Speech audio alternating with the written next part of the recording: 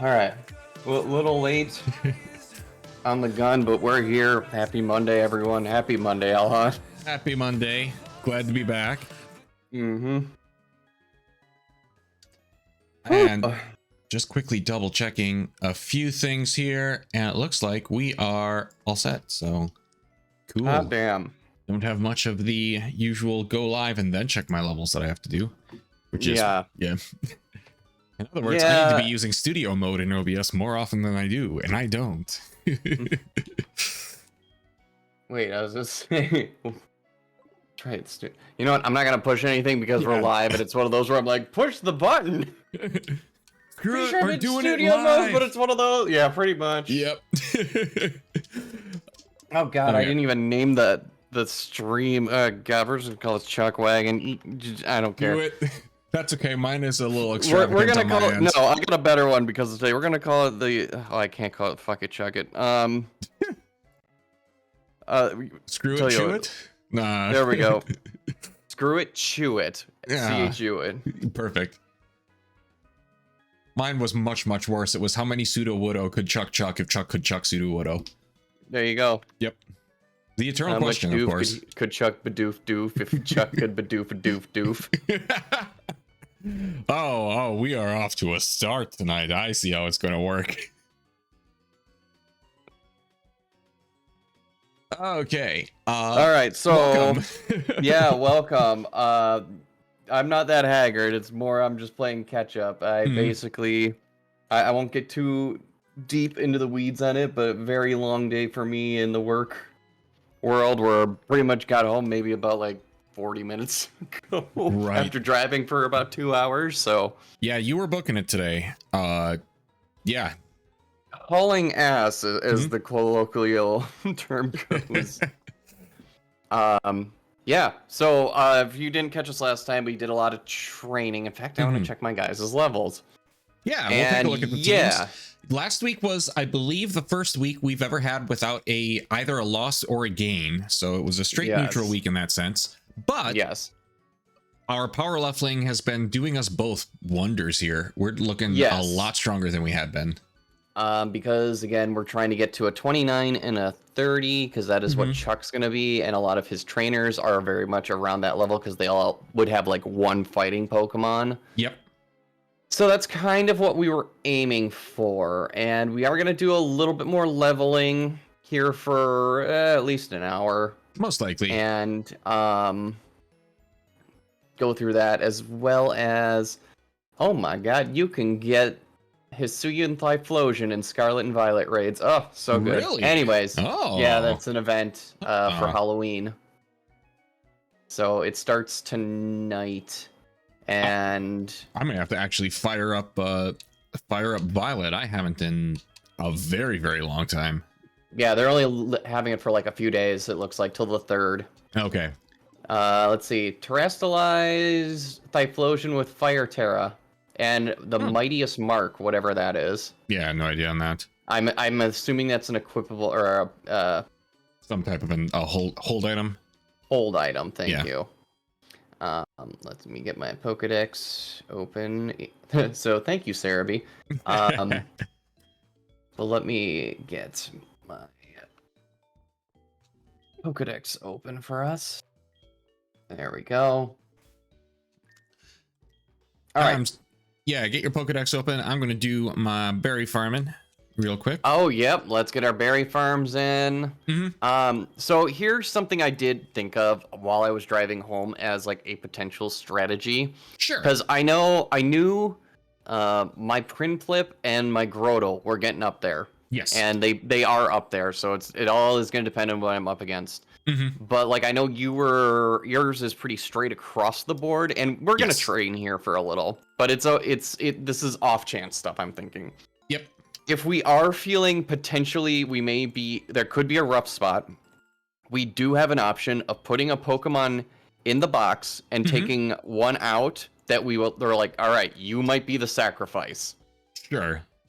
Because we both we haven't got a lot of Pokemon. That is true. It's a thought, and again, it's not saying it will get sacrificed. It's worst case scenario, where if it's something where it's like I gotta throw something out so I can like level up or max this Pokemon's health that I know can land the hit. Yeah, that's a good point. That might not be a bad idea for when we get to that gym point. Right. Because all we need is another like random Groudon situation and we're in trouble. Or again, another Dragon Raid situation or whatever. Even though we can withstand a couple of Dragon Rages depending on the Pokemon, that's still, if that's your Pokemon that has advantage or what have you, that's never fun. Right. So, just something that I thought of while I was on the way home, and I'm like, might not be a bad idea to pitch it.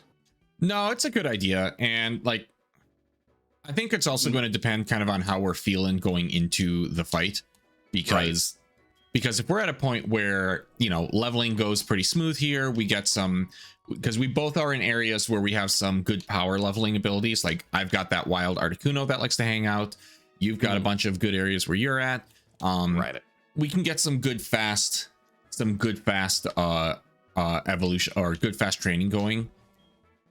Right. You know, we might not necessarily feel we need it, but at the same time, we can give it a shot. No, it's a plan I wanted to pitch at you though. Yeah. Because like that's potentially something we're gonna have to start thinking of and facing, depending on the gym leader we're up against. Like, especially if we get into a situation where we may not be feeling confident with a team, which I don't know. It's weird. We're at that level of like make or break where the things that are gonna really mess us over are like critical hits. Yes, we're getting to that point where we have to start instead of thinking in how many hits will it take until I faint, start thinking in how many critical hits will it take till I faint. That is the scary part of this. Okay, and we're off to the training. And there's my bird. That's what I'm looking for. That's my bird.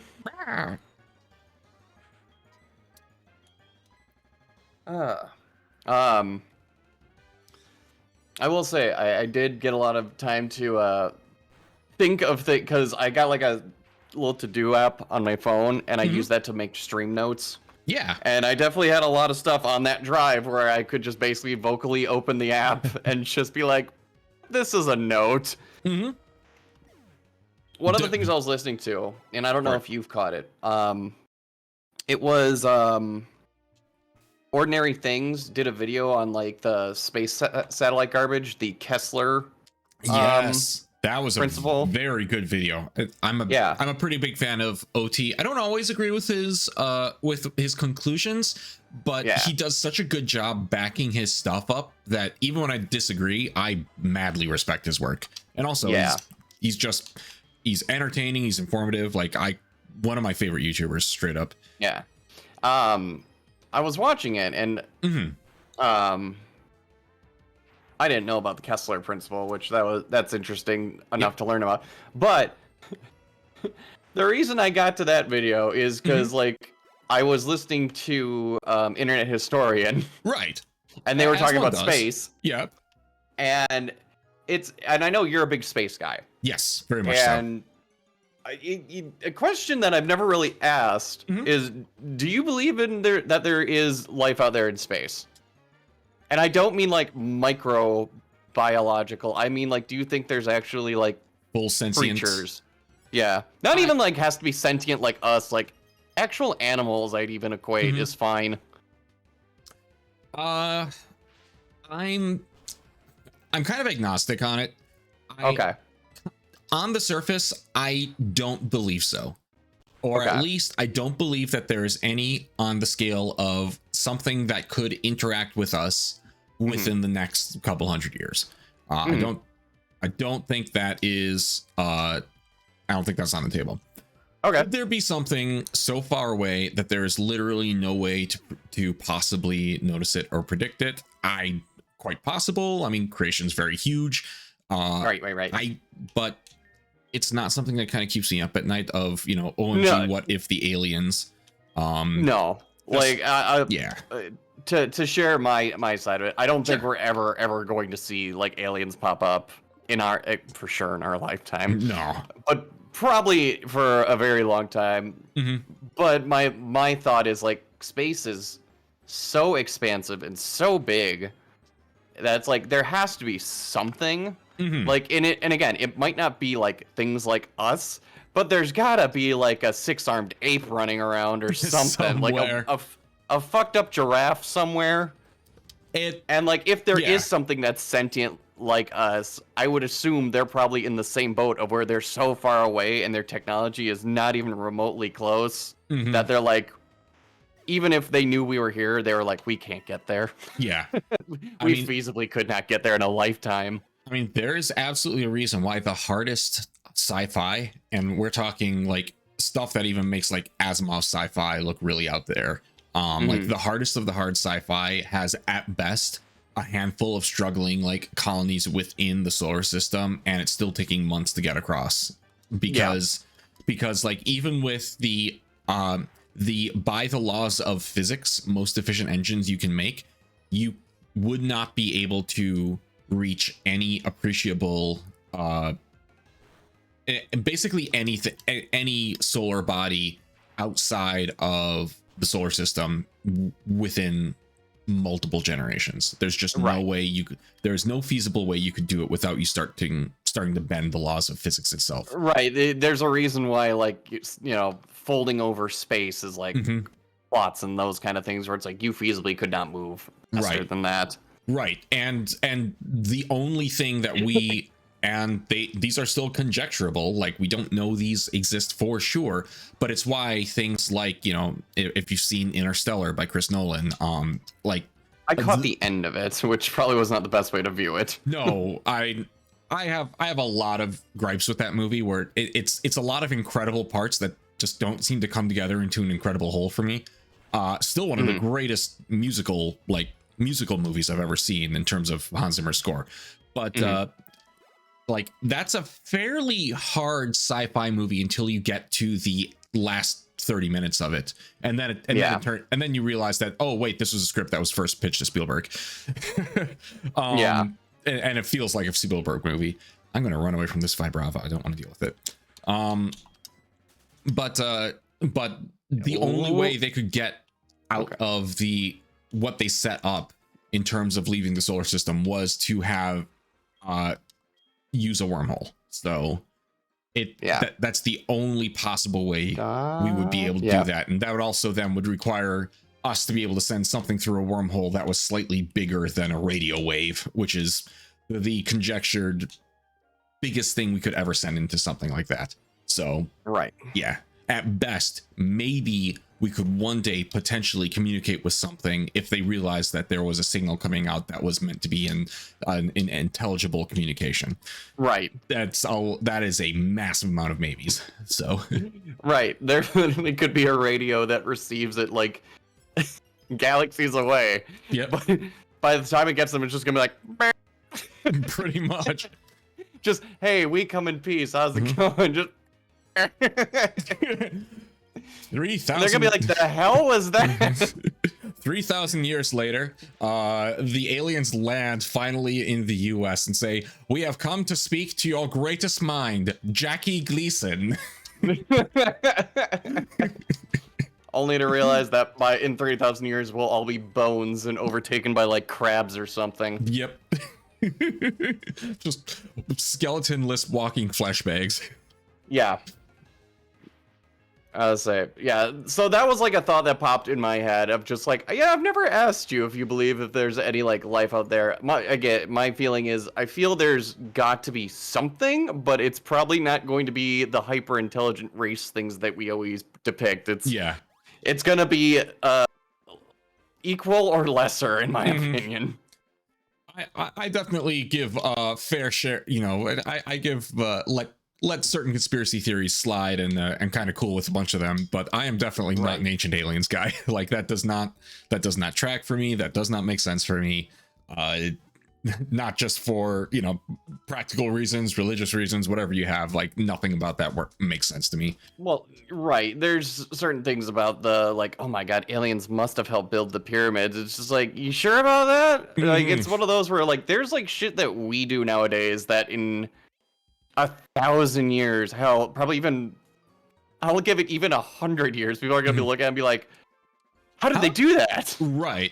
Not in an amazement way, but in a like, there's no way they couldn't have done that without AI nanobots. Exactly. Like, you get so used to the tools you have at the time that it's hard to put the perspective, and you just assume that those past civilizations were lesser than they were simply because you don't have the perspective of what it was like to have people doing that. Because, like, yeah, the pyramids were built using a bunch of slaves and a bunch of logs. Like, yeah, ramps and that's wheels. That's it. And when you think about it, if you're going to build a building on that scale using those materials, what else are you going to do? The only difference is that the wheels you're pulling on are powered by engines instead of people and horses. Right. Like, that's the only difference. You would still more or less do the same thing. You'd have a crane instead of a ramp, but ramps were not a, you know, super mystical thing in even in far ancient Egypt. Like, it wasn't a thing. So right. So no, I'm not that the boat of the it must be aliens that it's like I remember when I was in high school, there was actually a video we watched in one of my history classes about Stonehenge, because there were like people there like, oh, Stonehenge clearly is, you know, got to be made by aliens or all this stuff. So it took like, I think it was like a group of historians and like and some architects and all that, and their goal was to replicate Stonehenge, and it was just to do one stone of it. Yeah, not like the whole thing. Yeah. And they were gonna figure out like, can people feasibly do this? And again, this is like maybe this was so long ago. I want to say it was like 20 dudes. Sure. And they did it. Yeah. The entire thing consisted of them literally just pushing the thing into the hole and standing it up, and it like nearly killed them doing it. Right. But it's like, well, we did it, so I guess it's completely possible, you know, given slave labor and not giving a fuck about human work rights. Right. And nothing, and we're not that's not condoning it, but no, it's absolutely, we're not condoning any of that, but it's just that mindset of like, I have this much manpower, which in that case you could literal literal manpower, the way we measure horsepower, and I have no moral compass, and I want to build a big rock thing to myself. And we are absolutely okay with monuments taking literal hundreds of years to build. Like, yes. Like, how many castles and how many of the more impressive monuments do they have like detailed like architectural diagrams and records, and it still took 450 years to build, and they were cool with that? Like, no, I agree. It's one of those things where it's just like, huh. So yeah, I was just kind of curious on your opinion on that, because I know you're a big space guy, and while it'd be great to have weird kooky aliens eventually come down to this planet, they're hearing us now. Don't. It's not worth it. Nah. We don't have much. We don't have much for you here. We do not have much to offer. Please don't ever look at the internet. Especially that. Oh no, they're gonna see this first episode of South Park and start getting ideas. You know, I genuinely wonder, like, if you were an alien and someone told you, don't look at the internet, what is the first thing you would search? Of course. Ooh. That's a good question. Would you type in, like, human culture or, like, history of human way? History of Soul 3. Yeah. What is Earth? And just get like and don't check the images, because you'll get like round ones, flat ones, and ones with turtles under. Yep. They'll get they'll go to YouTube and type in what history of Earth, and they'll either get the complete history of the world, I guess, or they'll get the one from like 2004 up talking about how the French are going to fire the missiles. So there are only two choices here. Oh god. That'd be funny as hell, though. I missed that. Welcome, self-styled swivel. Thanks for the follow. Appreciate it. Hey, welcome. Hope you're enjoying our training session through some Heart Gold, Soul Silver randomizer and talking about space. Yes. Which I do have more stuff to talk about. I just have to step away for a hot second. I will be right back. So go ahead and keep solo training. I'm just gonna. Yeah, I'll keep that right there. Yeah, pop that right there. I'll keep on chatting and we'll see what's going on. Okay, be right back. Yeah, so I guess kind of thinking about it, like what really would an alien or an extraterrestrial, something along those lines, what would they actually, in a genuine sense, look for? Would they look for something based on the culture? Would they look for something based on the history? I can't say I would know offhand. Like if I were in that situation, and also assuming I knew how to manipulate the technology wherever I'm at, blah blah blah, insert Star Wars aliens here, what would I actually be looking for? I genuinely don't know. Like, is it the practical stuff? Like, is my planet habitable? What is the geology? What are the locations? What are the main cities? Is it the cultural stuff? Like Pixel was mentioning, is it the more historical or religious stuff? I don't know where I would lead with. I might, just as a personal thing, I might actually lead with the religious questions. If only because I am very religious, and so that's something that'd be top of my mind if I'm meeting somebody that I have zero context and zero knowledge of beforehand, just to see, you know, it kind of informs like at least a couple basic morality things, and you can build from there. But yeah, I don't really know. Oh yeah, this is Vibrava again. I forgot. We're gonna skip the Vibravas. Yeah. Cool.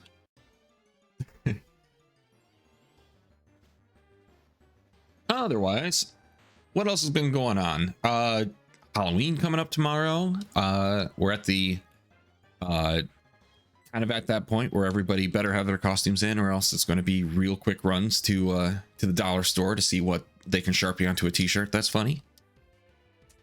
I mean, I pulled a t-shirt out, a 10-year-old t-shirt out, and wore that for my Halloween party this last weekend. So there's not, I don't have much I can say, to be honest, but super effective. Come on, I really want to just get Jolteon and Trapinch up to 30, I think. Double kick, there we go. That's what we're looking for. Double kick is absolutely going to be one of those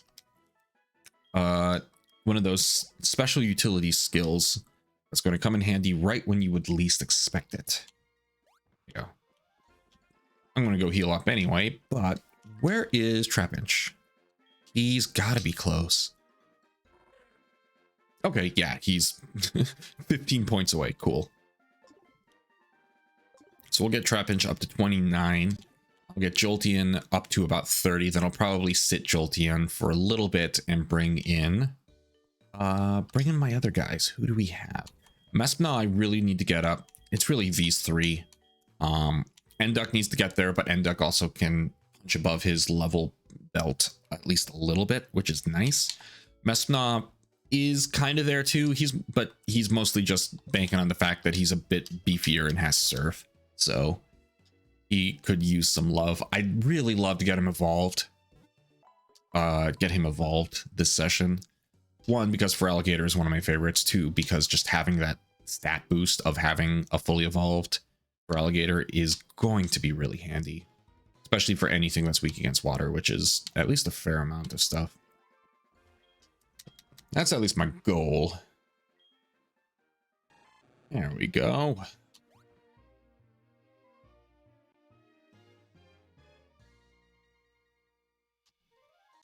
Also, while the non-sports fan is gone, I get to rant a little bit. Hey, so how about them Packers? All right. Oh, there you go. I see. I start talking about football to myself, and immediately you're back. That's how this works. I mean, no, you can continue by all means. If that's... I was just going to complain about how bad the Packers are this year, and that's about it. Oh, gotcha. That's fair. That is completely fair. Mm-hmm. I was just saying, did they play yesterday? Yes, they did. They played the Vikings. They looked like garbage. Wow. I was say, considering I was talking to one of my coworkers on Friday and they were not liking the Vikings at the time, and they're a Vikings fan. The fact that they played against the Packers and the Vikings came out looking good in that is the Packers are hot, smelly, middle of summer dumpster level of garbage this year. They are real bad. We didn't expect a playoff year anyway, but the expectation was this will be a year where we might be 500 or so at best. We probably wouldn't take the division, probably wouldn't get into the playoffs, but we get to see, like, you know, how good Jordan Love is at quarterback, get to see how good some of the other no, every facet of the team has been garbage this year, including the coaching. It's awesome. It's bad enough that for a year where we're evaluating to see if Jordan Love might be the guy, we have no clue, because the coaching, the play calling, the offensive line, and the receivers have all been so bad this year that it is really hard to see if, you know, if he's a victim of circumstance or if he's genuinely not going to be the guy. Like, we are in the worst case scenario with that. So we'll see what happens, but it could be a very interesting offseason if this is how it goes. Yeah. We've dropped 4 straight games. We started 2-1 and now we've lost 4 straight. So it's not good. There you go. Gotcha. Yeah, that's pretty stinky. Yeah. And for, you know, Vikings fans, since I know there's a handful of them who hang out with us, the Vikings started really rough and then started looking like they were putting it together, and their rookies started coming together, and frankly they looked like they had a chance to challenge the Lions for the division this year.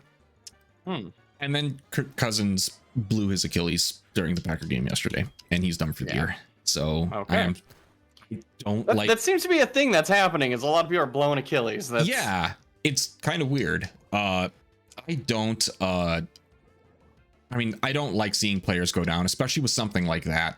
Like, that's just, I genuinely feel bad for Vikings fans. Yeah. So, hey, thank you for the follow, Turquoise Kumpf. I'm not sure if I said that right, but thanks for joining us, and welcome to the stream. We're training up some Pokemon, Heart Gold, Soul Silver, Nuzlocke, Randomizer, craziness. we are getting some gains before we fight Chuck.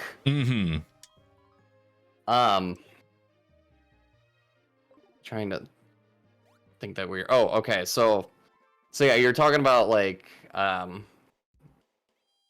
essentially with how you're looking at, like, Packers, you're like, okay, they're doing terrible, and despite the that the Vikings, you know, genuinely feel good about them.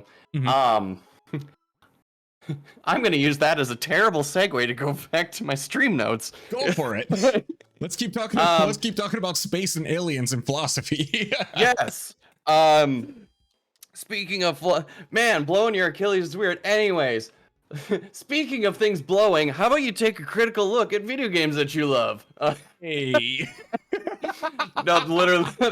Okay, the segue isn't written in my notes, but literally I'm saying about critical look at games that you love, because I was thinking about, oh god, I'm trying to remember which game I was thinking about at the time, but I was quickly falling into Pokemon Arceus, I think I was thinking of, and I was talking with Tessa, and I was coming to a lot of stuff that, hello, Luna. Hello. There was stuff that I was genuinely thinking about where I thought was actual improvements to Pokemon and the gameplay and just Pokemon in general. One of the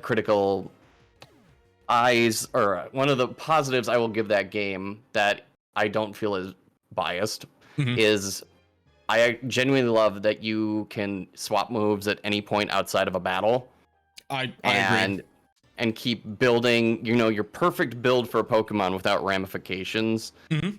I think that's a genuine improvement to Pokemon. I wish they had more move switching stuff like in Arceus. Yeah, no, that needs to be a staple. I don't know why. That better be a staple in whatever the next Pokemon game is. Right. But then there's stuff that I was like thinking about where I was like, okay, this is just me being nitpicky, or anyone being nitpicky, but you could always like shit on the graphics of these games. Right. Because like, yes, they could be way better. Absolutely. Yeah. No, but there's an issue with Game Freak not putting any effort into their engine or their graphics, and the fact that it looks as rough as it does and then runs as rough as it does. I got the Switch hardware is 10 years old. Like, yes, the Switch is only like 6 or 7 years old, but the hardware inside it is much older than that because of what they built it with. You could easily argue, look at Breath of the Wild. Like, let's be real. Oh, no, Pokemon sniping is incredibly fun. Yes. Being able to snipe Pokemon from across the field is hilarious and will never not get funny. Those but that brought balls or whatever they're called. Yeah. Yes, the jet balls. But that got me into a route of like, okay, what's a game I really like? Yes. That I can look at and I can be critical on and actually find like general flaws and not nitpicks. Yes. And that's where I was like, ooh, that's a tough one. That is a tough one. Because like anything I can think of off the top of my head, if I like it, it does tend to come down to nitpicks. And even then that can also come to like story stuff could be nitpicks. Like within recent years, I would say for like BioShock Infinite is probably one of my favorite games. But the DLC story, despite being cool in concept, actually ruins the initial story of BioShock. It really does.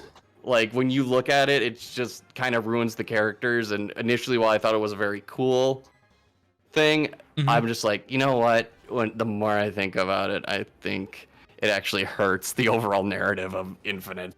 I think I would agree. I replayed through them probably about 3-4 years ago. I played through them for Bard so that we could watch it, and I played the first one for Una, and then I'm like, and we're not gonna play the DLC. right. And I kind of was the same way, where it's like, honestly, the DLC just ruins a couple of the characters' endings in a way that it's a cool idea, but it's but it's one of those where it's like, it's so fanficky. It really and it is. Just ruins everything. And like, there's a lot of complaints people could have for the final product that was base game BioShock Infinite. I get it. There's a lot of things that were promised that couldn't be delivered, but at the same time, I feel like the ending is actually one of its strongest points, and I feel like it wraps up. That ending wraps up, including the original BioShock, wraps up so many of the themes from it so well. It leaves it open enough to where you don't need the DLC, but it closes enough doors where what ifs are okay to have. Yeah, I have no issue with a what if, but Una says graphics are for me at this point. Sometimes too crispy of pixels give me a headache. That's fair. Print Pinch finally hit 30. Woo! And Jolteon is close. So I was gonna say I am getting close on some of mine too. Methsna is actually able to start doing damage on their own now. So awesome. I'm trying to think of a good game like that I would. Well, the way I would propose this question is just think of a game you genuinely love, and like try to think of it like something that's a genuine criticism. I would say off the top of my head, I'm not gonna say No Man's Sky because the memes alone are just like, all right, we can. But okay, like I could think of would be No like Man's Sky, but there's still a lot of things that are very critical about it, and it still bounces off of people for legitimate reasons. Like it's okay, so you're super niche with this. How about like Myst? What is a genuine criticism that you could give like Myst? Like that's not just gonna be like something where it's not it feels like a nitpick or just like someone who doesn't. I hate saying that, someone who doesn't get it, but just saying where you're just like, this is a genuine problem with this game. I'm gonna throw out at least for Myst itself, and not kind of taking into the wider like 6-game franchise. I'm just gonna focus on that original one. I think the biggest one I would have is for a game that prized itself on puzzles being integrated into the environment. And this is something that they massively and dramatically fixed with Riven, the first sequel. It's why a lot of the hardcore fans believe Riven is the best. The puzzles in Myst are very... This is kooky and weird, and while they're very logical, none of them are like a pixel hunt puzzle or a bullshit answer, but just how they are integrated into the game in some ways are a little chunky and don't make great sense. They all kind of make sense, and you get where they're going with it, but there's a handful that are not. For example, like the logic doesn't make sense. More just like the placement within the story and what they're trying to convey. So the TLDR, Myst, point and click puzzle adventure game. You solve puzzles to get through the whole thing, figure out the story, blah blah blah. And you do it by going to different worlds from a hub island, which is Myst Island. Yeah. One of the puzzles to get to one of the worlds involves a cool like 1930s style rocket ship in one corner of the island. And the once you get that door open, which itself, at least that one, getting the door to the rocket ship open makes sense. You have to go to a little underground like power bunker, and you have to fire up the right generators to hit a very specific voltage, and that voltage is like 57 volts, and it's on a poster right on your wall. So it's not like there being, oh, you've got to guess and point and click forever. You do have to kind of figure out which switches power up so how much juice, and then if you go over, the thing resets. And that's fine. Eventually that gets your rocket ship door open.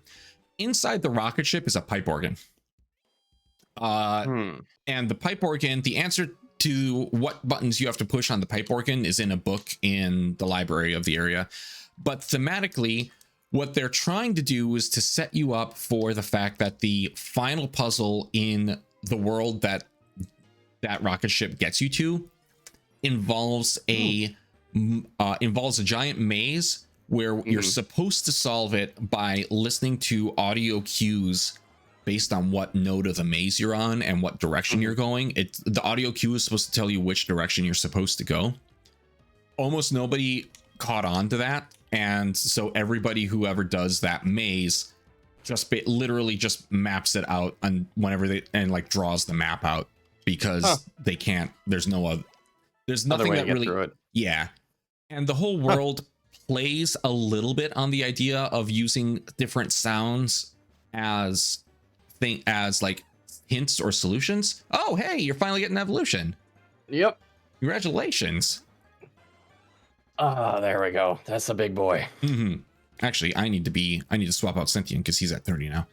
But it's a puzzle that doesn't quite work, and there's a handful of little puzzles there where like they were at that, we need to have a puzzle here in order to keep the flow of the game going, but it's hard to integrate it with the story and the environment of what we're telling here. So this one thing is kind of funky and out of place. And that is my biggest gripe with it. I also will have some gripes with certain things that the remakes did. Nothing too egregious, just kind of like design decisions and art changes, that some of which I like, some of which I don't. And this is something that they dramatically improved on with Riven, which Riven is both a lot harder and also makes every single puzzle in that game save maybe one, which is also arguably the hardest puzzle in the game, but save maybe that one. Every single puzzle in the game makes sense, as it is a contraption that does something for people in the world and is there for a reason. It is meant to be a lock for a reason important, or it's meant to be some type of like traversal method that the natives all naturally know how to use because they use it every day, and you have to figure it out and you don't have the instruction book. Like, it's all stuff like that where it's like, hey, this makes sense in context why all these pieces are here. Right. Okay. So there you go. There's my breakdown. So there's Okay, interesting. Some of the later the two games that weren't made by the original company, which are Mysts 3 and 4, those tend to fall back into the puzzle for puzzle's sake issue a little bit more. And then the last two games, which were Myst Online and then Myst 5, those are kind of back on the same level as original Mist, where they are like 99% what you would want, and then usually there's like one or two small things, but they were having like both of those were just kind of crazy projects that were not going well. So I won't judge them too hard for that. That's I'm getting Hell's Bells here. Hi, Rayquaza. He's back. Yep. We're just not gonna do that. Yeah, not gonna bother with him. Even at level 19, he's still punishing as hell. Yeah. Yes, he's worth a ton of XP, but we're not gonna worry about that. Not till you mess knock and start one-shotting him or Shucky. Right. Okay, I'm going to actually pull Messna in. We're going to pull the EXP share out of Print Pinch, and we're going to give the EXP share to Poduk for a little bit. I'm leaving Enduk till last because he's the one I'm worried the least about in this situation. Yeah. All right, so we got one guy fully evolved, so that's good. Because that gave him a huge stat boost. And I just got Earthquake and Leech Seed from that too. That's huge. So that's really huge. I did say I made him forget Mega Drain and Curse, but it was like Curse I was barely using. Curse is definitely sometimes a sometimes weapon. Right, and Mega Drain is a special attack, and he's more of a physical attack. So we're gonna go with what works here. Yep. And also, if I can get Leech Seed on something that sets up at least for others. Yes. It's kind of like having those Stealth Rock TMs I had. Just it's one of those really handy things just to keep around. Yep. Okay, let's see what's going to be a good way to train. Because Croconaw is a little different. Ice Fang is not the way to go because she's going to be ice flying. We'll see. On the plus side, she won't do much damage to me with any move. There we go. That's not as bad as I thought. Bite. There we go. Yeah, I'll probably just be biting a lot. Keep old moves. And none of those ice moves will do more than like 8 damage to me. Yeah. Yeah, thankfully none of them are like freezing or flash freeze or something. No. I think they have a chance of giving me the frozen condition, but not. Right. But flash freeze is one that does like insta kill on water types. Right. I think that's one of those like only 1 or 2 Pokemon get that kind of moves. I think so. I might look that up. I'm really curious now.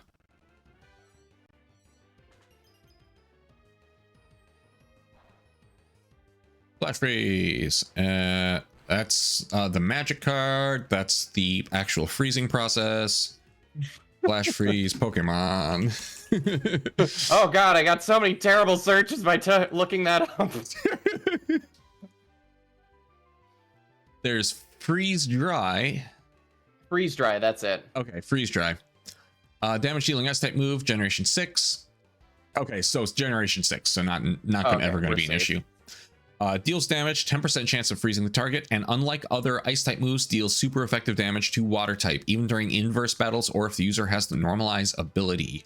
It is learned by most of the Gen 6 ice Pokemon: Alolan, Vulpix, and Ninetales, Alolan, Galarian, Mr. Mime, Articuno, Glalie, Glaceon, all your expected ice buddies.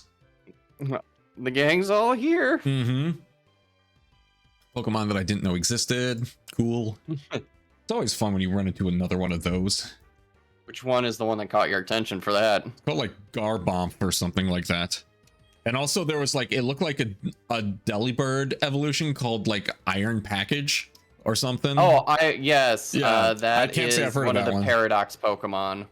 Okay. Those are future Pokemon from Scarlet and Violet, where the prehistoric Paradox ones definitely got the better end of the deal. I'm just gonna say that. Gotcha. Because they actually have mixed variety, where unfortunately all the future ones are always something steel type, so it's like cool. Everything's made with metal. We get it. The future is cold. Like, honestly, that was like the best they could think of is steel robotic future Pokemon. No cyborgs though. No cyborg Pokemon. No pure energy Pokemon. You have no nuclear waste Pokemon. You're sitting right there with to have like a nuclear waste muck, and you have like a cyborg Alakazam. Like all of these things are just waiting for you.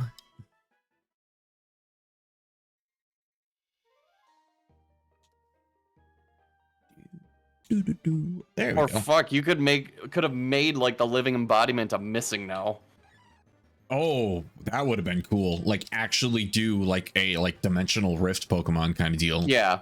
Which I know I know that's kind of Giratina, but also right, but he's Satan. That's completely different than literal like data that's come to life. That's fair. Like they literally could have done that and made it like, I don't know, like a ghost type, so it's like a ghost in the machine. Ha ha ha, aren't I clever? Yeah.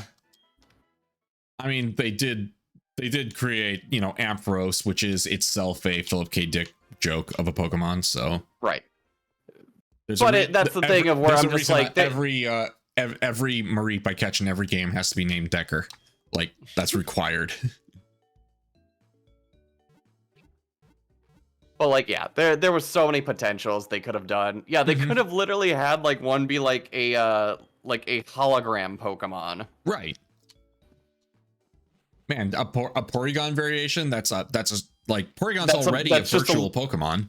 Right, but it could have been one that's like a living, because like Porygon's whole thing is it's data that becomes physical. Where you could have had one be like a hologram that exists in the physical plane. Right. Porygon already is Tron, the Pokemon. Right.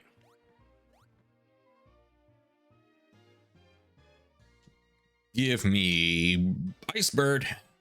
Come on. We're here for an Ice Bird. Hey, Pudnuts, welcome. Iron Bundle, that's the name of the Delibird one. Thank you, what it is. Yeah. Which that was actually a banned Pokemon for a while there. Was that one, and Palafin was banned. I don't know if that's changed. This was just at the intro. Also, the Bone Dog. I remember the Bone Dog was banned for a while because it had like an ability. Yeah, stuff. Yeah, his ability where it's like depending on how many Pokemon on your team has died, he gets stronger. So if you put him like dead last, then he just is a tank. Yeah. Yeah.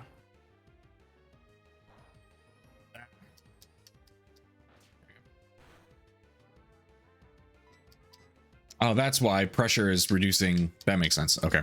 Yeah, pressure is reducing your pee-pee. It usually does. Let's be honest. Yeah.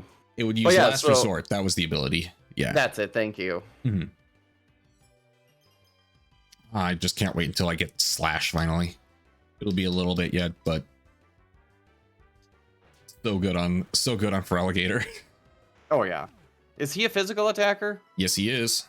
Okay, that makes sense. I mean, mine might not be because I have weird stat distributions on all my Pokemon. Yeah. Yeah, yours has good special defense, but he's still a good physical attacker. He's still a good physical. He's very well rounded, but Feraligatr in general is much, even in the original Gen 2, he was much more like you used Slash and Chomp as much as you used like Surf and and whatever water moves he would get.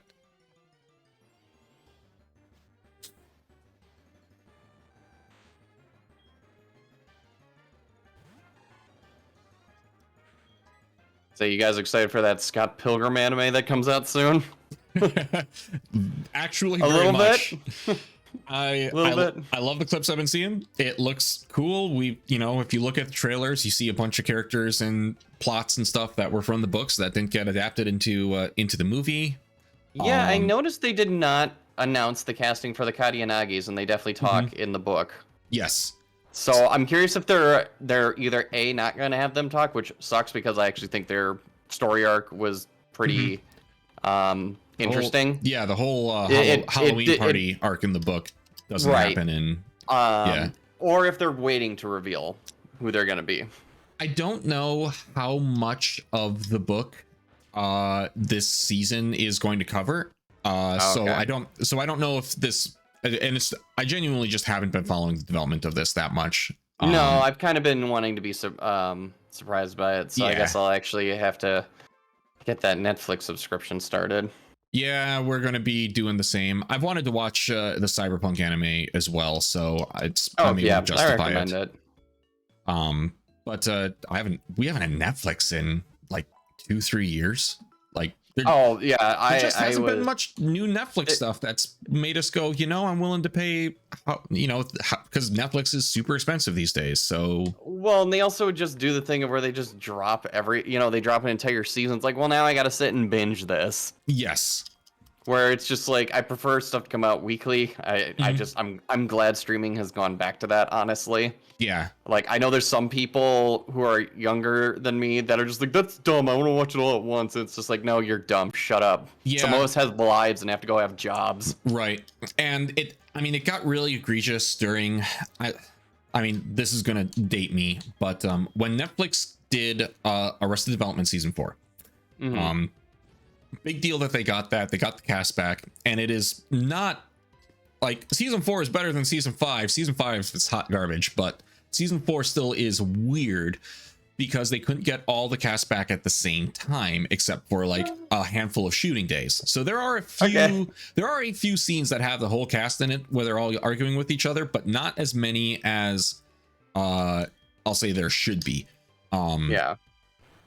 And the problem is, I really hope it was like the shooting schedule was so bad that they had to like intercut like scenes, so like one character's like a cardboard cutout in like the background. You joke, but that's actually what happened. Shut up. It was, green screens, but yes. There were most of the conversations between different characters were green screened together or were filmed in a way so that they didn't have to be on set at the same time, because the cast of Arrested Development everyone has gone on to do 400 things since. It's kind of like the Scott Pilgrim cast where everybody became someone. Yeah, which is speaking of Arrested Development and Scott Pilgrim, man, Michael Cera does not sound like Michael Cera anymore, which I'm okay with that. He sounds fine. It's just he doesn't sound like he's 16 anymore, which is not a bad thing. Probably, he's probably very happy about that. Yeah. But I'm excited for that. Yeah. Yeah. But where I was going is that Netflix was real bad, especially then. I won't speak to anything recent, but they were real bad where they were making their shows with the idea that people were going to watch them 2 hours at a time. So, and for people who did have lives and could only watch an episode, once or twice a week, it just meant that certain plots dragged on so long because they're expecting you to be through that plot in one day. They're expecting you to watch basically a movie of their show and 3 episodes of their show in one sitting. And that just kind of wrecks so much about the pacing of the shows, and especially now that so many other streaming services, Hulu, Amazon, for the most part, Disney Plus, they all have gone back to none of them do season drops. They all do weeklies. I'll say I think it's Disney who started that with The Mandalorian. I remember them being the one where I actually would hear people talking about like having to actually go and, oh my god, the new episode is coming out tonight, we got to go watch. And I'm like, that's a thing again? Yep. I think that's the first time I remember it happening recently, but I could be very wrong. So I think that's I will fair. if that's true, I will give Disney credit for actually doing something good, like universally good for once. Right. Because it never made sense to me, because there's people who would binge the season, and I watch a lot of YouTube of people talking about shows, and they would talk about, they talk about the show, no one would give a shit about the show after that words, and it was done. I'm like, that seems like a poor marketing strategy. It is. Like, don't you want people constantly like gearing up to watch your thing and competing with and you want to compete with everyone else to be like, yeah, they're gonna watch our thing and not your thing. Yeah. And like Disney was right on that, because Mandalorian came out and, obviously it had the weight of Star Wars behind it, but it was also had the expectation of not a reboot, but in a lot of ways a reboot of this franchise following the ending of the movies, and people needed something Star Wars to be excited about. They played their cards right by being like, okay, at least for this first season, no other characters, no major hooks to the rest of the saga, weekly release, and high enough quality in terms of like the visuals to make it feel like you're actually watching Star Wars. Yeah. Now, you know, as the show has gone on, and now as we've seen literally like 6 different TV shows that are filmed in that style with the Unreal Engine like LED boards that they use, yep. I can see the holes in it in the system now, which kind of sucks for me because that has actually messed with my enjoyment of a few of the shows. But it's what happens. Something popular happens, and they're like, okay, we got to keep doing that. It's like you don't have to though. Look at mid to late 90s CG after Toy Story showed that you can actually do a fully CG film and make it emotional and give the characters enough movement to make them feel like characters. They're alive, and then it was like literal Drek for how many years outside of Shrek. Okay, that wasn't meant to rhyme, but it did. Shrek is a meta commentary, which that's its own genre. Where right. I'm talking purely like the animation, the filming style of CG films. Like Shrek on its own is its own thing, but I'm talking like every other CG movie that attempted to follow in Toy Story's wake until basically Shrek and then Toy Story 2 just all look like garbage. And I think Star Wars is falling into its own trap with that, because I don't think season 1 looked as bad as some of the newer seasons have looked in terms of, hey, it's an action scene where people are very noticeably shuffling in a 30-foot by 30-foot radius and I'm not leaving it. Like, and then there are times where like you have no clue that that's what's going on. So it's as much a different directors figuring out how to use the different kind of spaces, right? Because this kind of thing has actually been Jon Favreau's baby for a lot of years, going back to do you remember, live action Disney remakes? They all almost universally suck, but the Jungle Book one that Jon Favreau did. And also he did this a lot with his Lion King reboot, and I've not seen them, so I won't talk about the quality of them, but he filmed, quote unquote, filmed both of those because they're almost entirely CG. But he filmed those in a HTC Vive headset in a lot of ways. Yeah, I've seen the behind the scenes with that. And like, again, it's impressive. I'm going to give it that much credit, but it's one of those where I'm kind of in, especially when it comes to the Lion King, I'm in that detractor group of like, he was going for photorealistic when that doesn't work for the Lion King. Oh no, I'm like fully with you on that. It's the concept that he used for the tech. It's the whole like Avatar shit again, where it's like Avatar is visually impressive. I saw the new one. It was beautiful. There were times. Well, here, let me give my critical spiel. Sure. It was visually very beautiful. There were times when it's just like I would forget that everything is rendered in like CG, where it's just like, God, that water looks really good. And very beautiful movie. The plot is dog shit.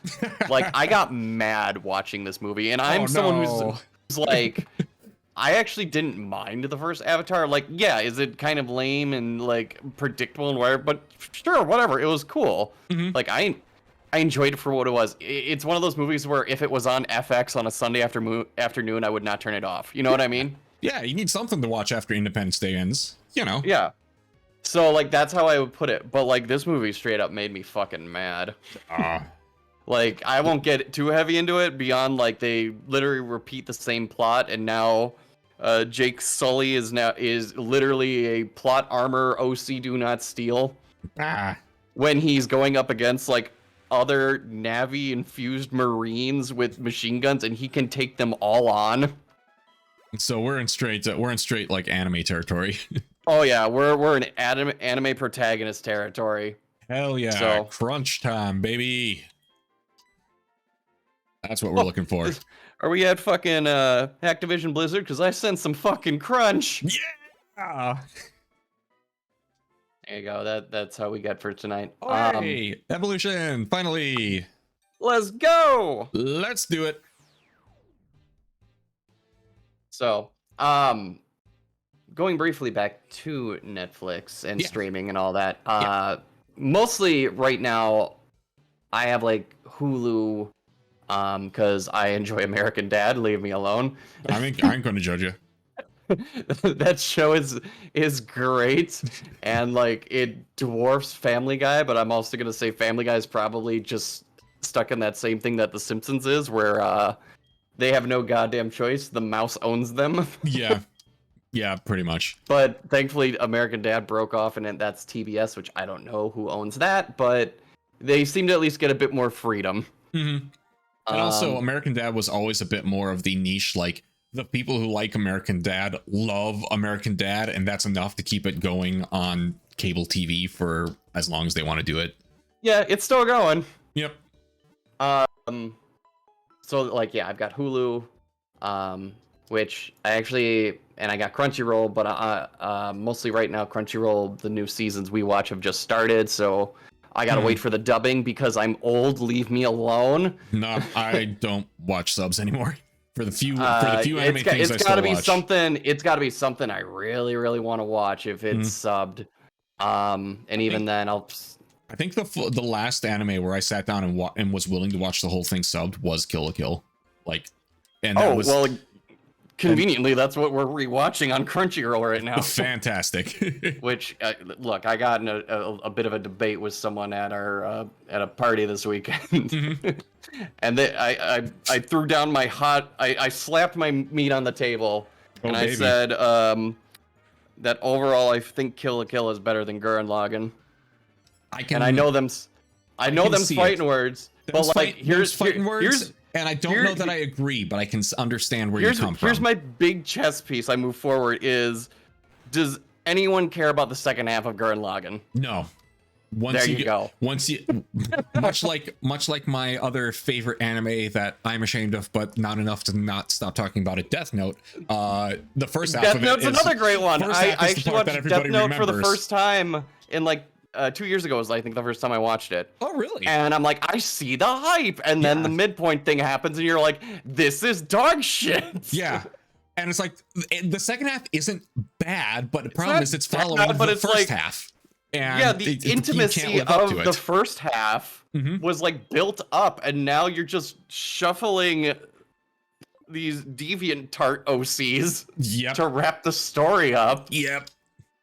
And it doesn't work. And unfortunately, that's still an issue with the manga too. Like, the manga gives them a little bit more characterization, but it's still it's pretty close to the manga in the grand scheme of things. So it's like that's just the writer wrote themselves a great couple of characters, then wrote the most amazing plot twist you could do with those characters, and then realized the problem with having a plot twist is now your plot has twisted, and now you're not on the same trajectory, and you can't. And they lost all the energy. So yeah.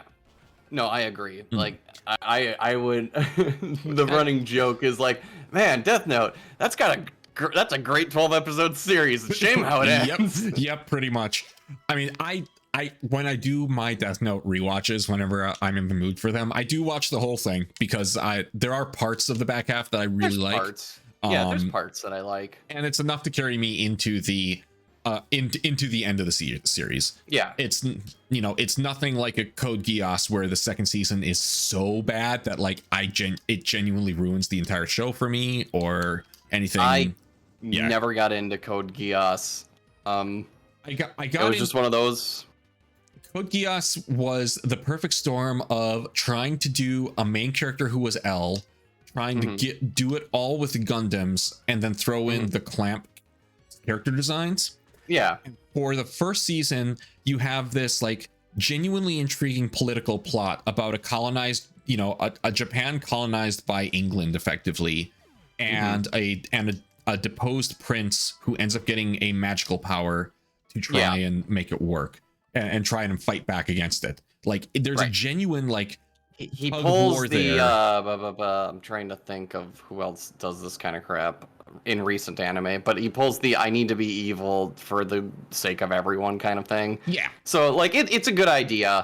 And they throw in the fact that he's doing this while also his best friend is a Japanese native who is climbing the military ranks, and while attending the same school under a cover name as all of these because he's a deposed prince, so he has to have a cover for that reason, as well as the whole "I'm a terrorist" thing.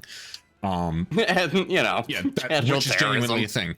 And like it, first season is uneven because they're not great at balancing the more slice of life, fun, haha, school stuff that happens with the "I'm super edgy, it's 2004 and everything is cool."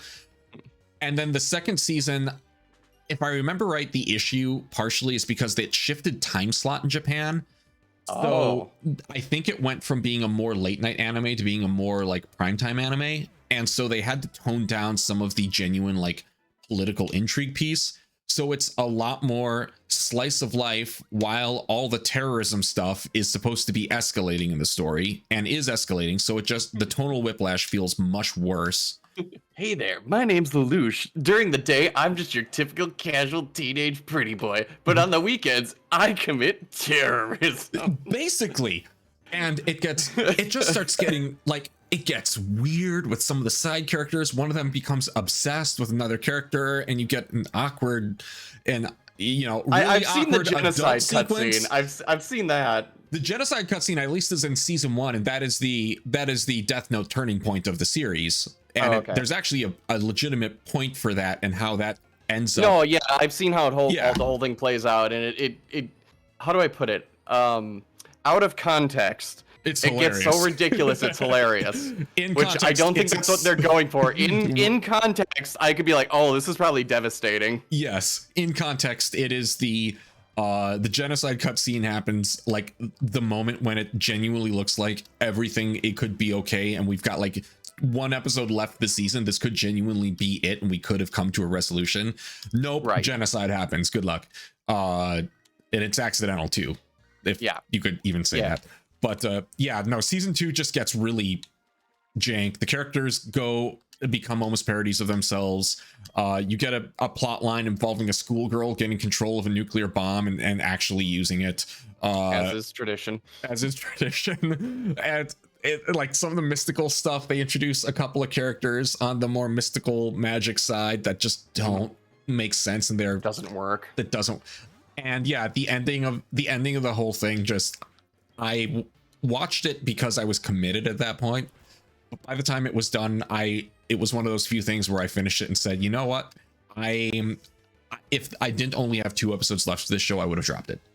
Yeah. And I've never gone back to it, and I can't take anything about it seriously. I mean, that's fair. Sucks because like I genuinely enjoyed season 1 of it. I was kind of feeling, and again, I don't know if this was like an issue with writing or anything. I actually really liked the first season of Shield Hero.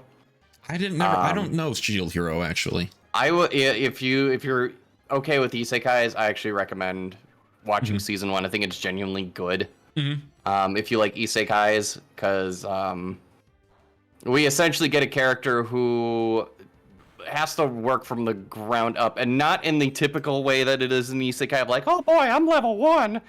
Basically, the world he goes into kind of just doesn't like him. So me playing any MMO that's not Guild Wars. Got it. Pretty much. So it's good. I like it, and he has to think of like workarounds to actually make money and like get good at fighting because he's equipped with a shield, and the shield can't do any physical damage. So he needs to find people who will fight for him. And when people don't like you, how do you do that? Right. So. Hey, just needs to play a lot of Shovel Knight, and he'll pick it up from there. Yeah, he's just got to jump on people and shield bash them. Yep. I'm surprised that they didn't implement that. But I actually liked season 1, but season 1 kind of, and how do I put it? His arc completes essentially. Sure. And then it becomes generic anime stuff into season 2 to the point where they actually have to send the characters to an alternate reality, which is teased at the end of season 1. But it was a big waste of time, and there's a season 3 now, and I'm like, do I dare just see what happened? Because I genuinely liked season 1. Wasn't helped by his American voice actor passing away. Okay, that's unfortunate. But still one of those where I genuinely like season 1. So that's one that I do recommend. But God, speaking of revisiting old animes, and I have Hulu. Mm-hmm. Unfortunately, the claws got in me, and I started watching the Bleach reboot. Oh, how is that? Okay, so here's for backstory for anyone who doesn't know. I love Bleach. Bleach was like one of my favorite anime things that got me into cosplay and shit. Yep. That Kubo's one of my yeah. Kubo is still one of my favorite artists. I think he does great character fashion design. Like the dude knows how to draw drip. I'll put it that way. And like the guy is so stylish. He makes a mullet look good. So there's a series of events in that comic where at least 3 characters get giant ass mullets and you don't realize it until you're like, every motherfucker's got a mullet and they look amazing. What happened here? So guy's a great artist, but after he fucking climaxed, he decided I'm gonna go for round 2, and that ended with him spurting all over the bed and us being like, okay. And then he's like, hold on, baby, I ain't done. We going into overdrive. And then we got the Fullbringer arc, which was then followed by the Blood War. And the Fullbringer arc, I read it in the manga. And for context of that, the Fullbringer arc is Ichigo loses his powers at the end of the series fighting Aizen, which that's a great way to end it, in my opinion. Hero had to make a sacrifice, blah, blah, blah, blah, blah. Now I get to go back to my normal life as best as I can. Yeah. Whether I can or not. Right. So good stuff there. Fullbringer arc is him finding an alternate power since it can't be a Shinigami anymore. And you're like, all right, fine, whatever. Cool. But it's all like a trick where this guy was actually using him to basically steal that power from him and use it for himself. And it's like, oh shit, all right, he got bamboozled. Okay. And then it's like his friends come and they're like, fuck it, we're gonna protect you for once. I'm like, oh shit, the side characters like that aren't the OP ghost samurai are gonna help out. And then literally he gets stabbed with like a magic sword from Rukia. You turn the page and he has his Shinigami powers back and they're better than ever according to the book. And I'm like, I'm done. Fuck this, I'm out. Out. Which was a shame because like literally the last chapter after that, it was a war against the Quincy's, which are the Christian Nazis. I'm just gonna say it, okay? They are big fans of the 6th president, but not a fan of the 2nd. Yeah, good way to put it. But I didn't read it. I didn't give a shit. Like I was gone at that point. Yeah. So the fact that they read, then Super Eye Patch Wolf made his whole video on, which I recommend checking out if you want to know why Bleach ended the way it did. I might have to. I haven't watched that one of his. I've even watched some of his wrestling videos, but I haven't gotten to the Bleach one. It's good. He does 2 videos. He does his initial one, and then he's done his like a year or 2 ago where he's like, I'm sorry. But he still defends like what he was saying about Bleach. Right. And a lot of it came down to that Kubo fell into his old traps of like he just makes a shitload of characters that are overly detailed. Yeah. And that gets exhausting. Yeah. And so like a lot of the manga would come down to giant splash pages and characters showing up just to like disappear shortly after in like a death or devoting too much time to a character that was just going to get killed anyways that we knew. Yeah. Hey, there we go. The boy is here. Empoleon, congratulations. Thank you. It's been a good day for evolutions. Yeah. Aquajet, hello. Nice. Aquajet, I think, moves first. Yes, it's his first strike. Very cool. We'll do that. Because he is physical and special. He's more special, but hey, an Aquajet could be a make or break. Yep. Getting that, having that back pocket, I'm going to go first, and it's a really solid water type You're gonna move. die. Yeah. Oh, congratulations. Your Charizard is gone. Wait, what?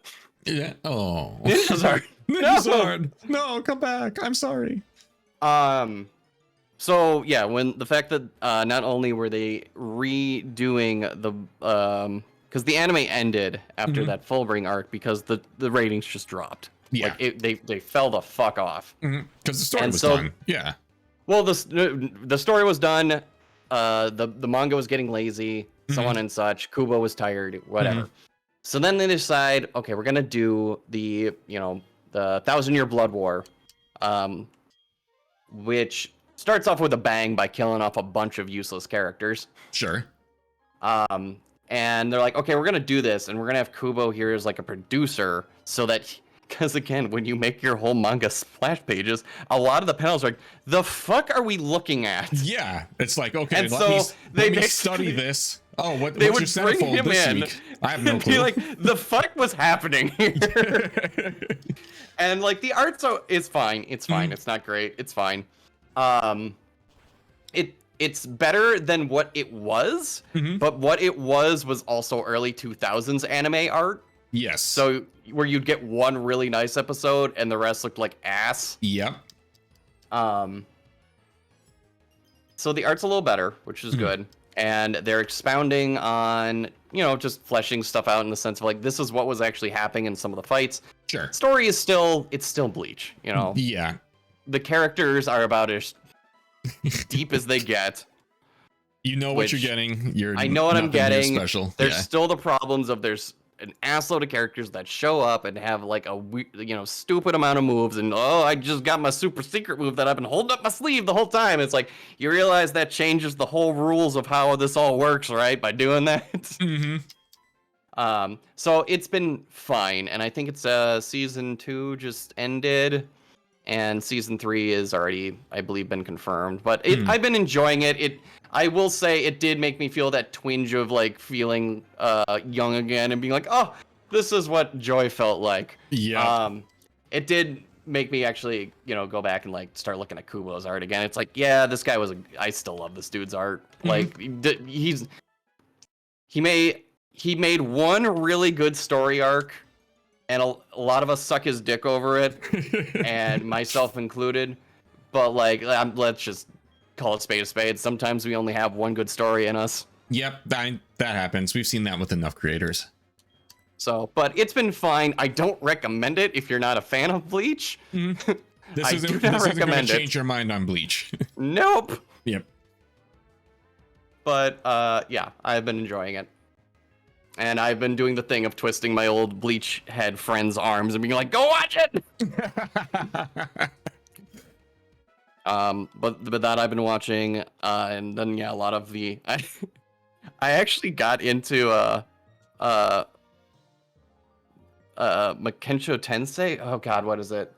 The one where the incel gets reincarnated. Where the neat incel gets reincarnated. I know calling him an incel is a very disservice, but Rudius Greyrat's the character. Okay. It starts off really, it's gonna turn a lot of people away, but like just for concept, season 2 is about him, and he's like 16, in the show, or 18, some shit like that. That age, we'll say. Sure. Where they're old enough by by fantasy anime standards. Yep. But like his whole arc in season 2 is that he has erectile dysfunction. And it's not a comedy. It's not a comedy. Okay. It's a serious like character drama, and and you feel bad for this dude who can't get a boner. This sounds like such total dissonance that I almost want to watch this, but I don't want to waste the time to watch it. Yeah, well, I'll give you this. The animation is beautiful. So if it's something, but like I'm telling you right now, I need to have it's a tough sell. I need to have pretty art in my sad middle-aged sad boner anime series. Again, that's season 2, so you at least have to get through season 1. Oh no. Like I said, it's very sense of like fantasy of like there are not good people in that world too. So again, just making sure you're not going in being like, Pixel, what is this? I'm like, I said nothing that it was good. There were no happy feelings. Yep. No, I know what I'd be getting into. Don't worry. It's not a sad anime, but it's one where you're just gonna go, ugh. Yep. There we go. I hope no one walks in the room during this scene. Oh. What are you watching? Nothing? Nothing, go back to your porn. We had a deal. My porn is quirky and delightful. Your porn is sad and depressing. So I like it.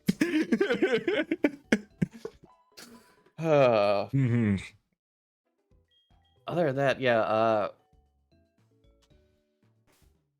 I'm hoping they'll continue the Nier Automata anime. Now that at first I was a little worried because I thought it was just going to be a retelling, but it's actually an alternate timeline, which actually works for the game. I was going to say that's Nier in a nutshell. So right, so it's like, ooh, interesting. We go in that route.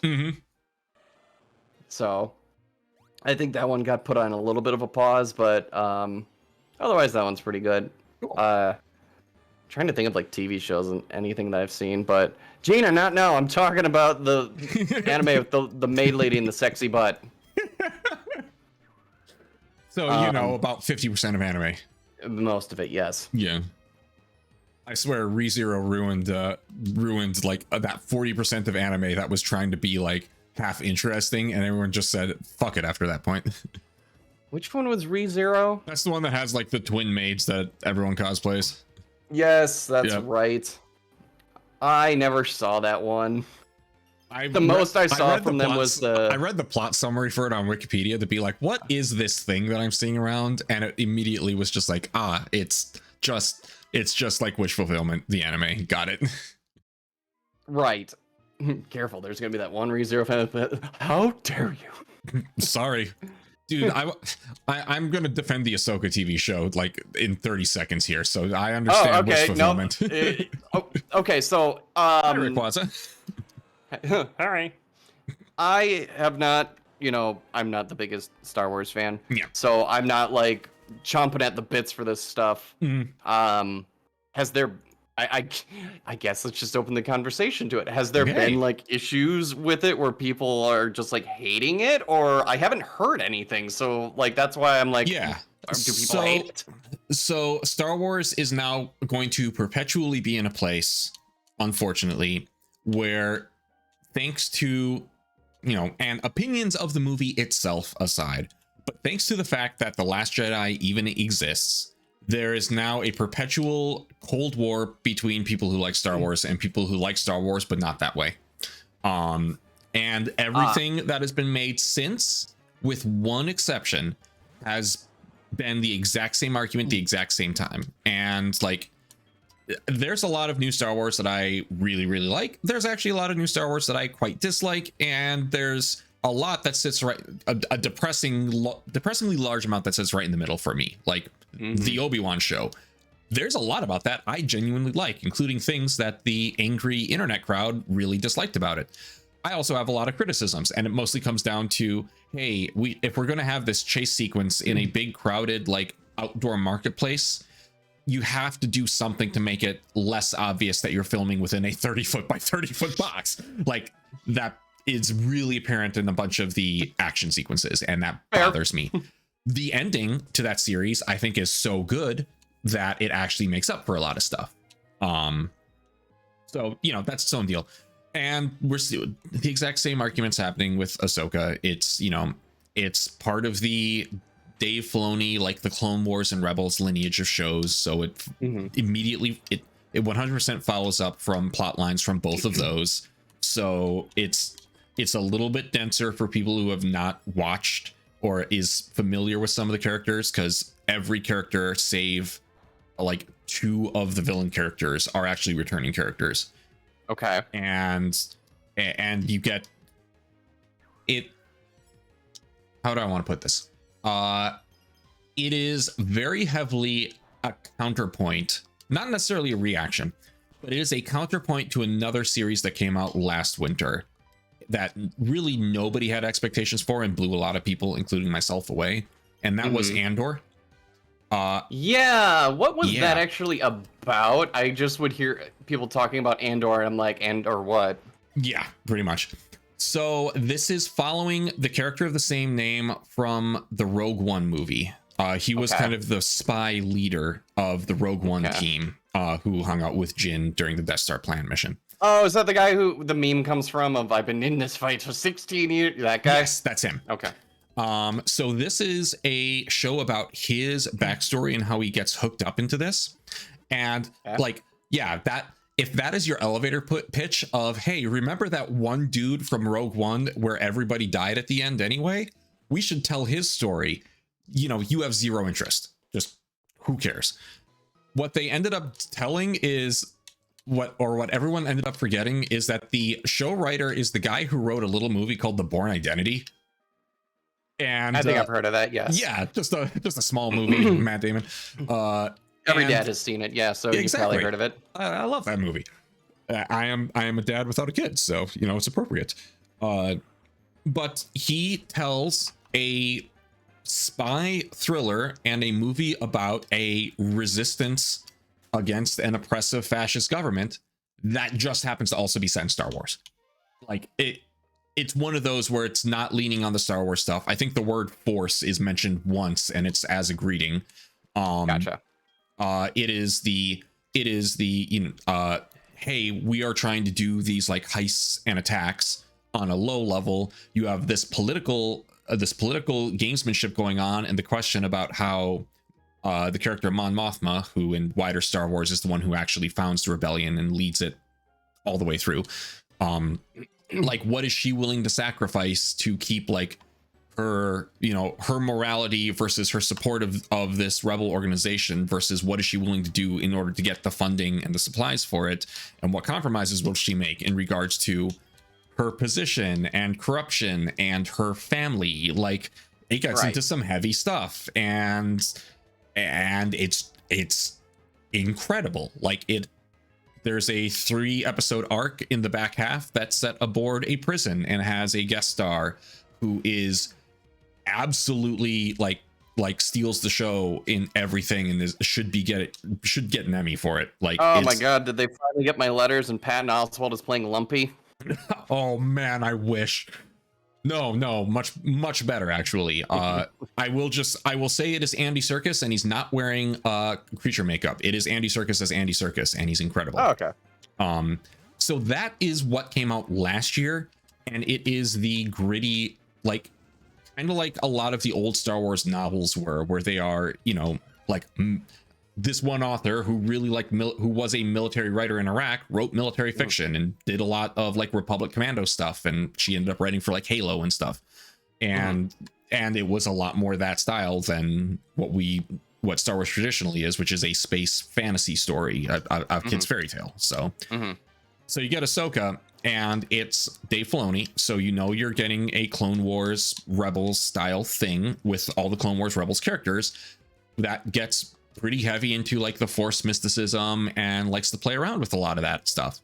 And so you have an internet that wants to be angry about Star Wars, just got a heavy dose of, hey, this is about as opposite of anything Star Wars you've gotten before. And even then you still had people saying, I'm just done with anything Star Wars, so they're angry even at that. And then you have this other show that's picking up on some plot lines and bringing back a beloved villain character, and it's the internet's loud and angry, and I stopped paying attention to a lot of it. Yeah, I mean, how do I put it this way? It makes it tough because when you actually genuinely like something and everyone hates it, because like I'll dip my toe into the Star Wars lingo here, or verse. Yeah, I genuinely like a third of The Last Jedi. Yeah. All the shit with Luke and Rey is amazing. I love it. Everything else I don't like. That's fair. And I thought it had a really good message, and I just feel it went over. So, and I hate saying this because it makes me sound pretentious. I just think some people didn't get it. Yeah, because I do agree with that. The best way I could describe Luke is this is the best way I describe it to a friend who is also one of these. Is like, think of it how we're cosplayers and we're in our 30s. And when we were first cosplaying, we're like, this is amazing. This is awesome. I'm going to be this. I'm going to be that. And then there's all these other people who are doing this thing. And, oh, I want to hang out with them and do all this stuff with them. Is that this really popular cosplayer? I'm going to go to pictures with them. They're so cool. And now we're in our 30s and we're like, who are you? Sure. What do you want, kid? Yep. You want me to teach you how to make this outfit? How did I make this outfit? how much time you got, kid? No, I'm not gonna make it for you. Mm-hmm. And it's just like, think about it like that, where like you're not trying to be mean, but you're just kind of bitter. Yeah, I think that's a actually really good way of looking at it. It's imagine just being a fan of something, how it felt versus how it is now when new people come into that fandom.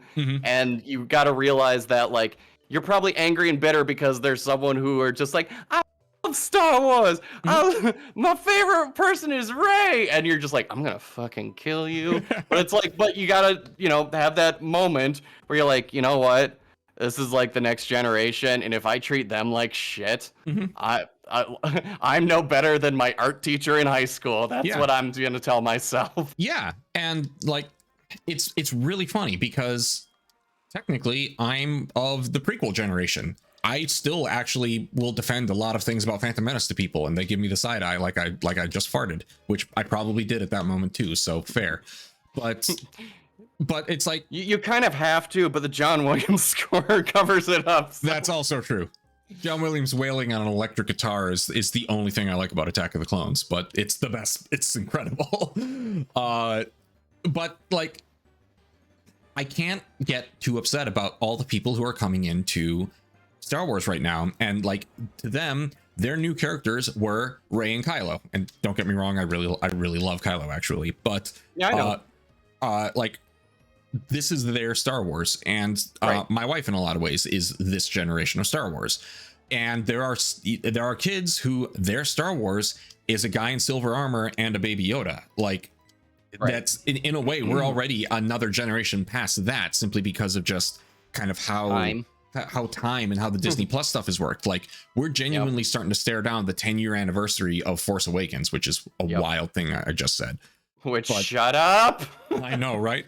But these are people who to them, the Star Wars heroes are the Mandalorian and a live action Ahsoka, versus my generation, who's like, who's this snotty kid who is a genuinely very terrible character for 2.5 seasons.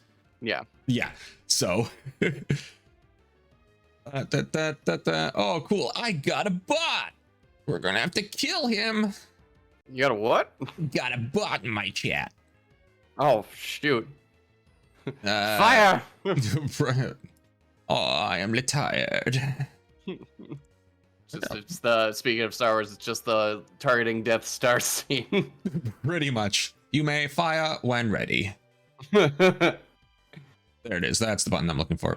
Bennett. Cute.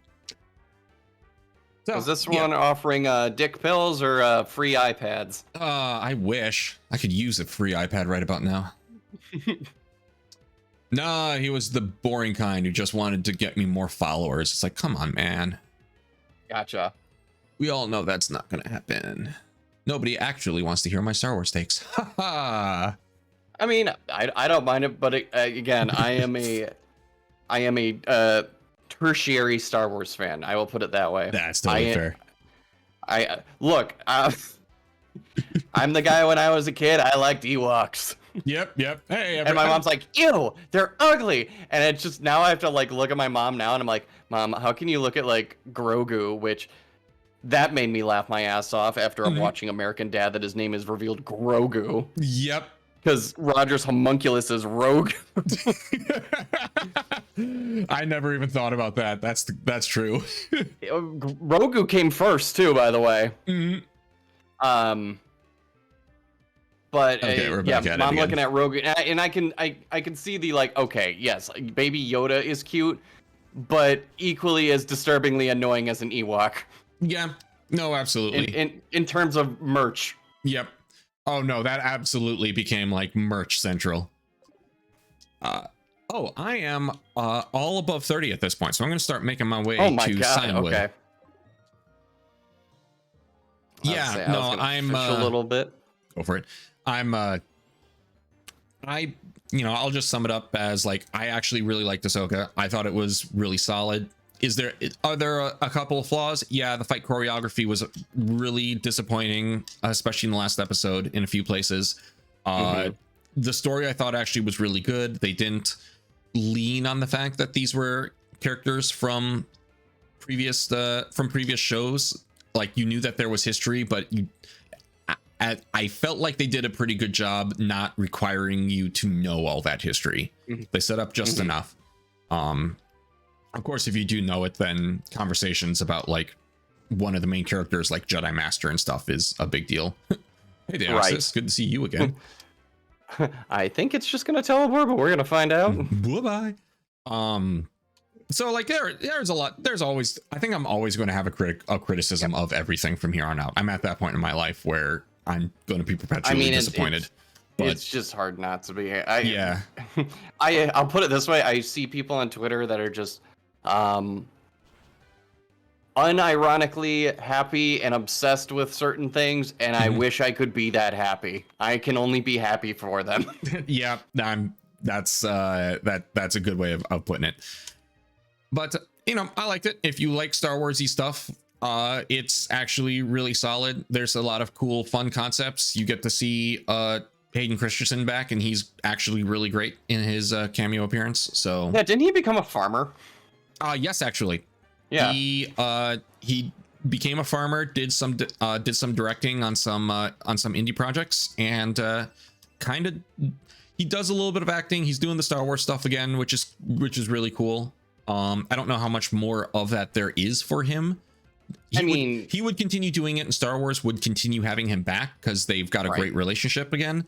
It's more just like how much more can you shoehorn Anakin into the story at this point? So is the question. So probably not a lot more, but yeah. But like, I mean, good on him for like coming back and everything. Yeah. I'm glad he was able to find happiness. Again, that's one of those situations where like, bro did not deserve the roasting he got. No, not at all. Like that goes for like any bad actor, any child actor, teen actor, whatever. Like, yeah, man, we did some people dirty, and they're not doing so hot.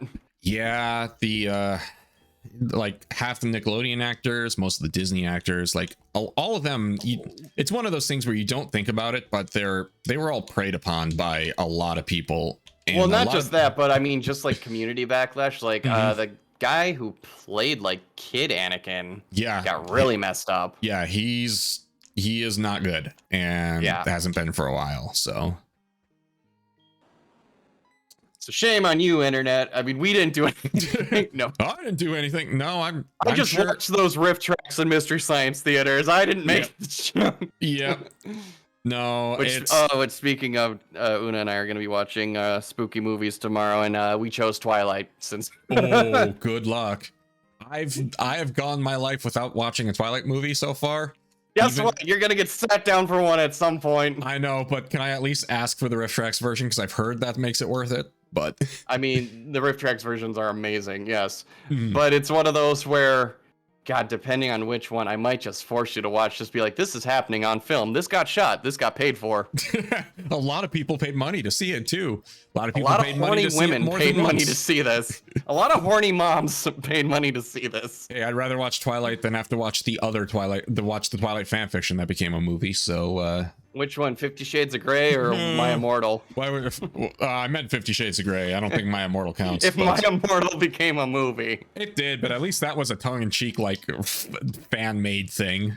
Oh, no, I mean someone going full hog serious. Oh, that way. Taking it completely serious. Change the names, do whatever. Okay, never mind. I would pay good money to actually see that, but that's that's for entirely different reasons.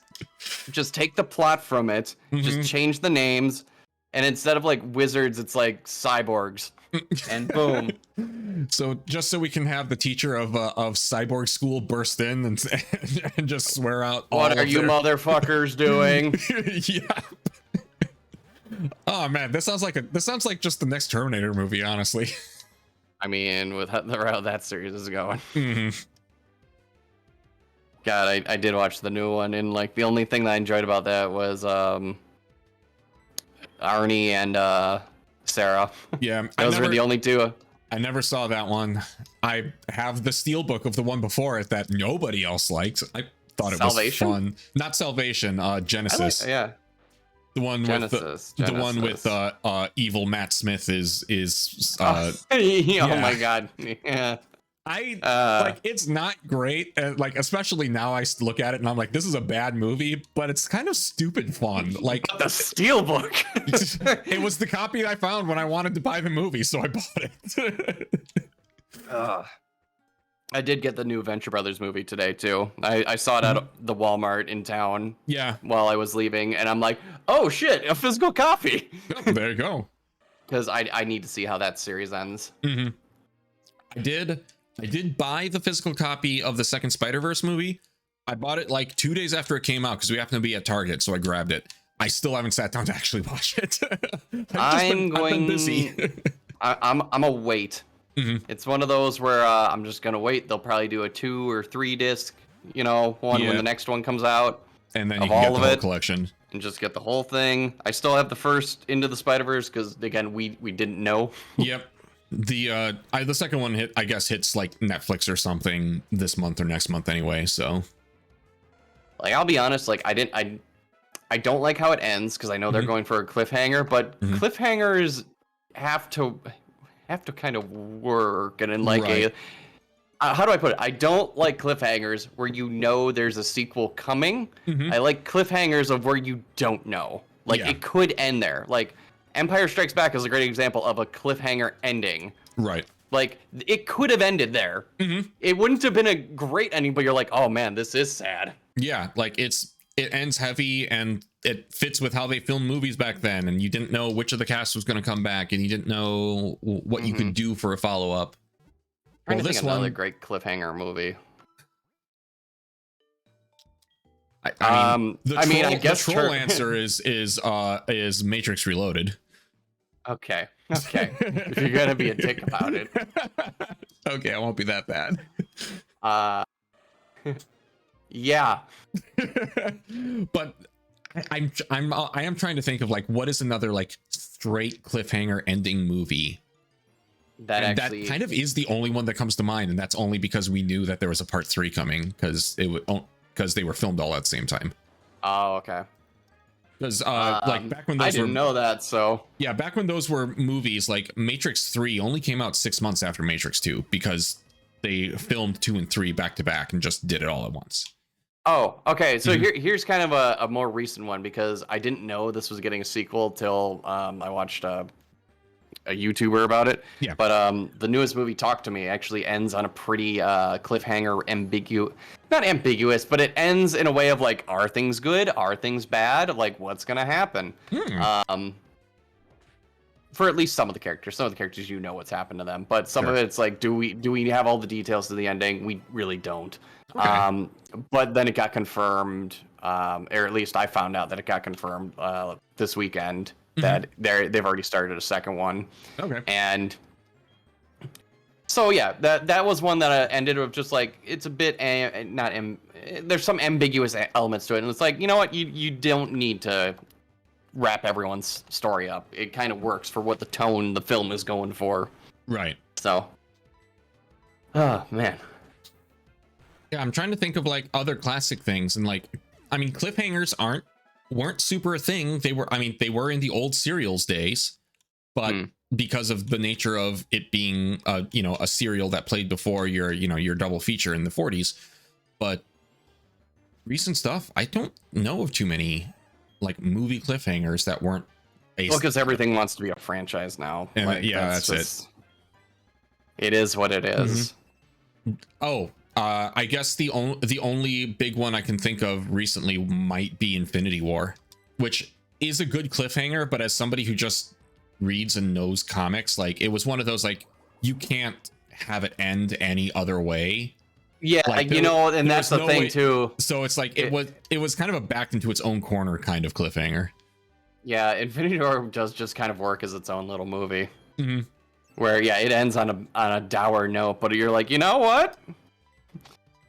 This kind of works. Yeah. All right, this Deoxys is actually fighting me, which is impressive. And I'm curious what he's got aside from leftovers. Right. I'm kind of just power leveling my Entei until we decide we're going to start. Oh no. What? Nightshade. Oh. Stop. Oh, thank goodness. Okay.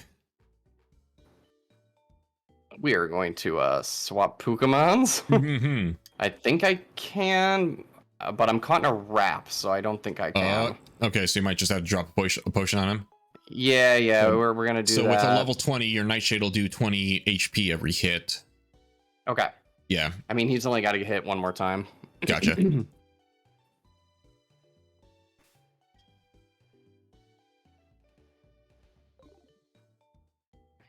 Yeah. There you go. Okay.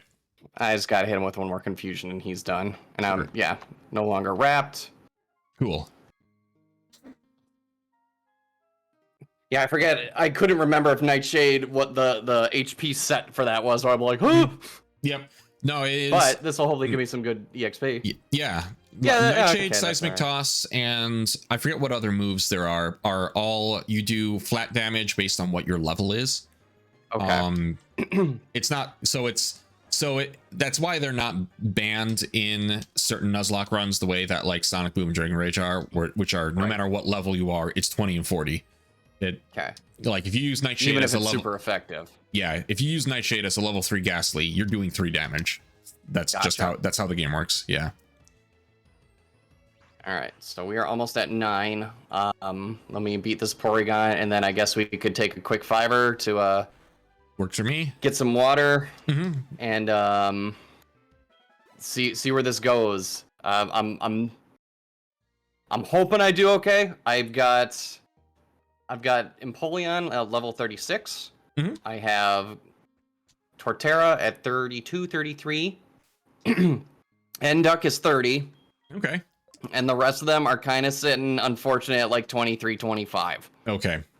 So that you've at least got a couple of big carries that should hopefully help. Right. So as long as there's nothing that nukes them, we should be okay. Yeah. I'm trying to think of where my weakness hole is, and do not respond with that. I won't say anything, but that appreciated. Let's see. So flying is Torterra's weakness. Empoleon can withstand flying. Fire, we're okay-ish on, because Enduck is pure water. Yep. And then I'm gonna save as well. Hey, flat 30 hours. Woo! Very nice. Make a wish. I wish none of my Pokemon die tonight. Right. So yeah, let's take a look here before we take our little breather. Oh, Pokemon Center. You know, we're right here. Might as well. Yes, use Encore on the stomp. That did 98% of your Step on damage. me again, please. Oh, I feel really bad about this. I gotta get out of here. Yamate's Ente Senpai. Did not consent to this. I was not here. But he encored you, so clearly you did. No. You're yelling at your no stop it. Stop it. Stop stepping on him in sexual pleasure. Just giving you the confused dog look, because he doesn't want to either, but he has to. But the crowd's clapping. Isn't that what you're supposed to do? No. But the tiny mouse demands I step on his crotch. Oh. Man, if this stream wasn't R-rated before, congratulations. Welcome. Hey, it's all suggestion. So 32, yeah. So we're gonna put you there, just in case there's any double battles. Smoke Ball really is not going to help us anymore, because we actually have to go fight Chuck, so we are going to take Smoke Ball off of you. Yep. And let's give you the extra sensory plate. Unless I gave that to Enduck, which I think I did. Well, Enduck is getting that taken away from him. Yeah, I will probably heal up, and I can take take a look at my. Yeah, I'm gonna take a little break because I want to make some tea. Yeah, I coffee sounds good.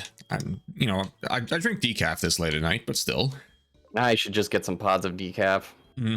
I kind of thought about that about a month ago of like, hey, there have been too many nights where I've wanted a coffee just to have something nice to drink in the evening, because I like tea, but I don't reach for a tea as my first thing usually. So it's like I could get that, and then, so I just picked up a little box of like caramel flavored coffee pods and of decaf. Oh, there you go. And not gonna have something to drink at night that I don't feel bad about drinking. Let's see. I'm also a bad coffee drinker and, you know, douse everything in creamer because I can't drink black coffee yet. But I mean, the only kind I can is there's this Hawaiian restaurant out by Tappy that has this really, the best way I can describe it is it's like coffee that's the consistency and darkness of like tea, but it's coffee. It's straight up coffee, and it's the only one I can actually like drink black. Interesting. It's not heavy. Yeah. Oh, next time I'm out that way, I might have to give that a try. Definitely hit her up and be like, hey, is this place still here? Because, yeah, that coffee is dope. Okay. So let's check summaries. Who's got what? You have Odd Incense. Miracle Seed. Podduck has Luck Incense. Empoleon has Leftovers. Sention has the Amulet Coin. And Enduck has Sea Incense. So we might... What is my team try looking at? And put Podduck out to get some... We're love. gonna try... Yeah, we're gonna try... Like... I gotta start pumping up the numbers. Now, here's where we get into that question. Let's go take our break, and then we can discuss if we want to put in a potential sacrifice Pokemon or not. Yeah, I think we can come back to that. And okay, cool. We'll be right back then. All right, be back in 5, everyone, and we're gonna go fight Chuck.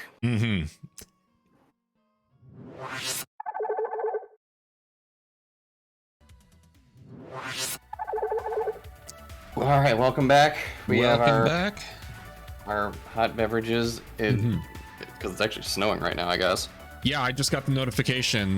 Moderate snow ending in 2 hours. So. Oh my god. Welcome to winter in the north. Yeah. Okay. So we have our options here. So yeah, looking at my team. So Chuck's weakest Pokemon is 29. Okay. His strongest is 32. Let me pull it up.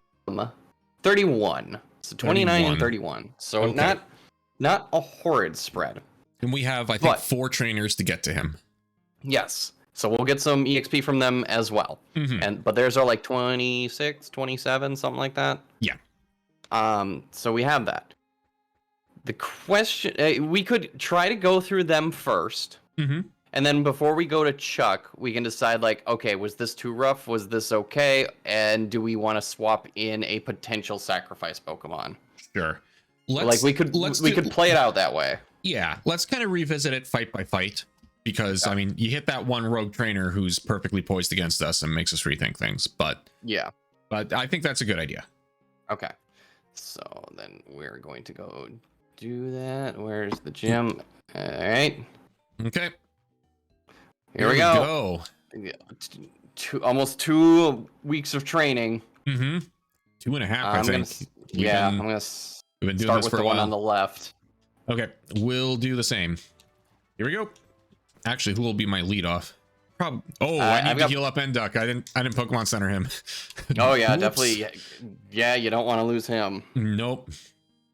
He is my he's my carry, so. Oh. Okay. Okay, that good start. You can take that down. I can take that. It's just a bug, isn't it? Yep. They burn real good. I wish I had fire. Right. Okay, cool. It's gonna again, heal. this is why I wish I could have had any ice move on Empoleon. Right. Okay, I'll take that. I'll take a paralyze to start. Psybeam ain't gonna do shit. Okay, Pokemon. Okay, who do I have as my lead off? Doesn't Sention have Rock Throw? Worth checking. Yeah, he do. Okay, I got not the super strong. We're gonna try it. If... Okay, cool. Okay, cool. I mean, he bite. Yeah, that's what we're gonna have to do here.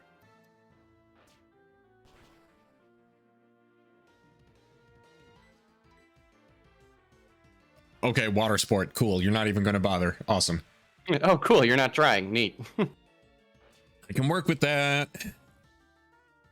Damn. Cool.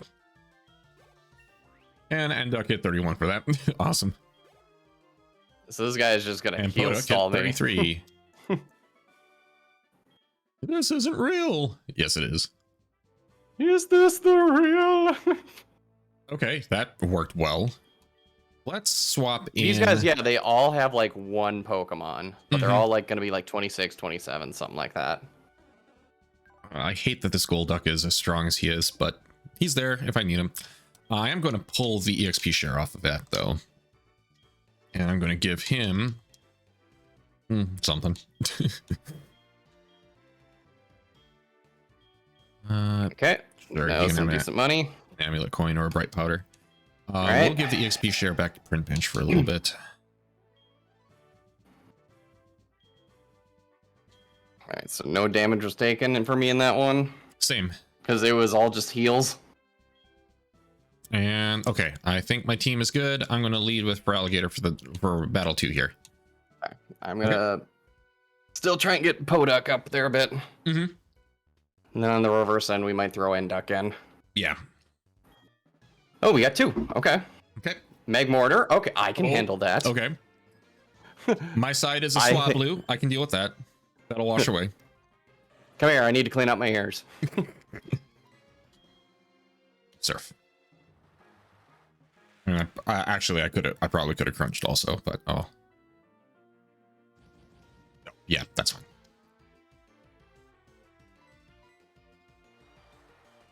Oh, he's throwing everything at me. The smoke screen, the confuse ray. He's just going ham. Okay. Oh, hey, another for Alligator. What is? Yeah, we're gonna fight power versus power. We both can. I can crunch. He can't. Yep. Oh, that flail actually may hurt at this point, though. We'll see. Oh, not as bad as I thought. You doing okay yet? I can't land a hit. So it's gonna be one of these battles.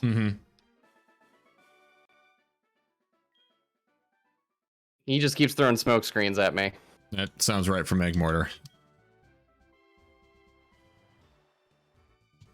Oh my god.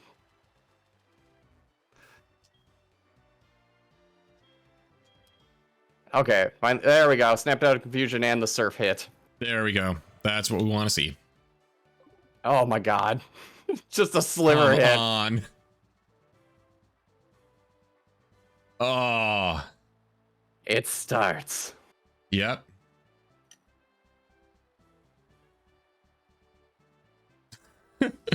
Come on. Help me, Enduk. All right, we're just gonna be safe. Yep, use the confusion berry. Yes. Wait, no, I don't have that. Oh, you don't have one? Dang it. No, but I've got one that does HP, so we're just gonna top him off just in case. That's good. He might be trying to pull a whittle move, where he gets me down to a certain one, and then he's probably he's not using any fire moves because he knows like the AI is just going to be kind of stuck in that confusion loop. There we go. There's feint attack. Yep. Come on. There we go. Oh. No. This is going to sound bad, but is it worth a swap out just to eliminate? I'm genuinely probably going to do that if this does not land. Yep, we're swapping. Yeah. Just to kind of reset the smoke screens. Okay, yes, because it's feint attack, not pursuit that he's using. Yeah. So we know he has smoke screen, confuse ray, pursuit, or feint attack. That's it. I'm getting my bigger brother here. Yep. And leftovers. I didn't want to do this, but you're making me do this. There you go. That's what we needed. Oh, dick. Ah. That's all right. I'll just heal him right outside the battle. Yeah.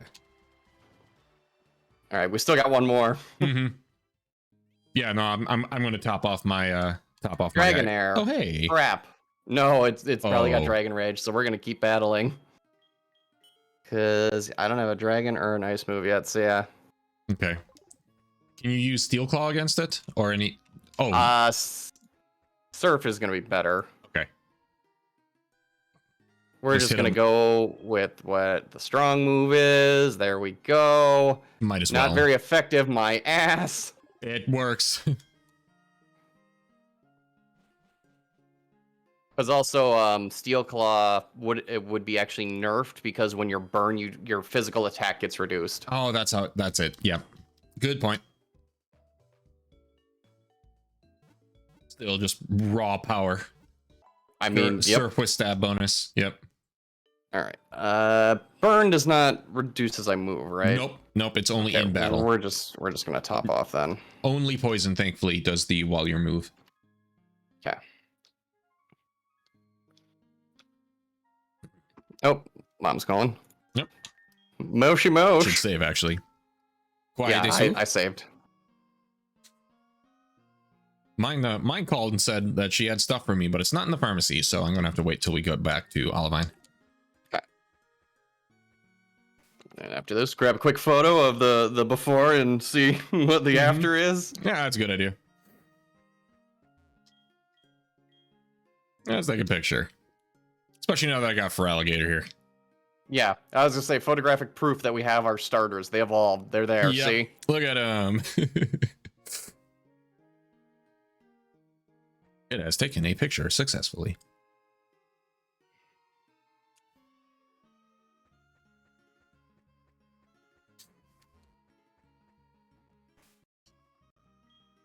Yay. Whoop. Got my print screen. Hold on. Yep. It's all right.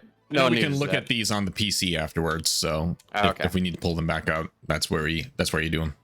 Oh, okay, that's right. Because then you can go get them printed off at your local Blockbuster. All right, ready? I'm going up the right. Okay. Yep. Come on. There we go. We martial artists fear nothing, but that is an angry crocodile. Stick your foot in the alligator's mouth. I fucking dare you. Electrode. Oh, right. Ooh, okay. Caterpie. Well. Do you got anyone that? Yep, that's your might be your.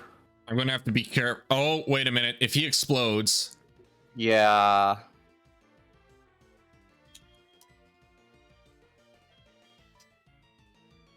Yes, and duck. Because he's gonna be electric steel. Aren't they still just electric? I thought they were electric steel for the longest time, and I think they're just electric. Okay. I'll check. Yeah. I've just gotta watch because he's using screeches and stuff, so I don't want him to. Yeah. Oh boy. Okay. If you got to, you can always go for a swap out on someone. Oh, he's got rollout. Oh, there's rollout. Fuck. Fuck yeah. Oh, good. That's not critical. Oh, critical. Good job. We'll take it.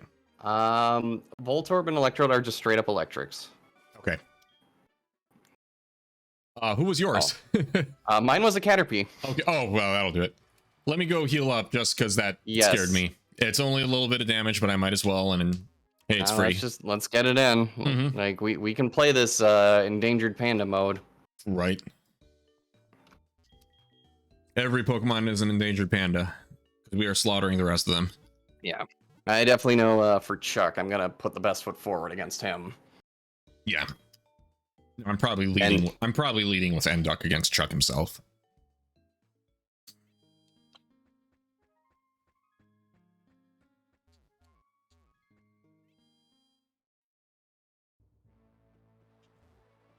Because if I was super interested in the power leveling, I'd actually be putting Print Pinch there because he evolves at 35.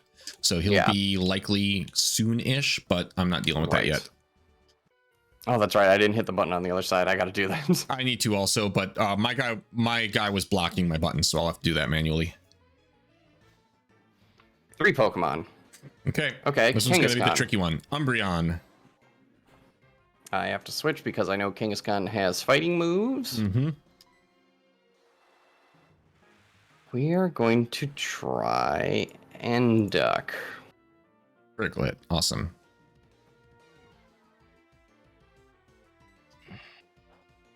We'll surf.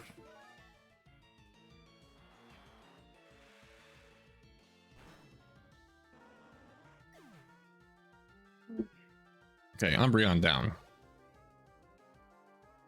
I don't like that it's doing tail whips. Mm-hmm. I might swap just to mess with him. Sure. Melodic. That's water and... Milotic is just water. Just water? Yep, it's tanky though. I'm going to try Sentient for at least one attack.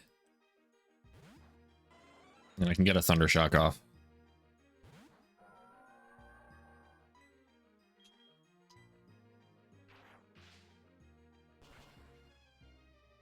Ooh, that's pretty good. Nice. Let's see how much Water Pulse does. Doesn't do a huge lot. Not enough. Cool. It's the ooh, that was a strong ass Mega Punch. Mega Punch does that, yeah. Yep, it's going. See, I'm glad I swapped on those tail whips. Mm-hmm. Miss Magus. Miss Magus is the ghost one that you had. Yep. We'll just go right back to for Alligator and use Surf. That's a neutral. Dratini, okay. Okay, that's we not aren't so bad. messing around with dragons. No. And Surf.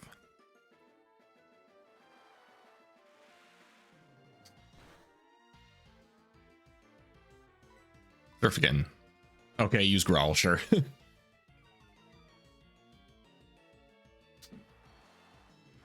All right, that's there you done. go. Beldum. Oh, that's Metagross's. Yeah, that's the little steel buddy. Yes. Steel Psychic. I didn't realize this guy's name was Black Belt Lung. It's like, do you have black lung? Like, do we need to get you to a doctor? Oh my god, is he okay? Yeah, I think he's working the coal mines, unfortunately.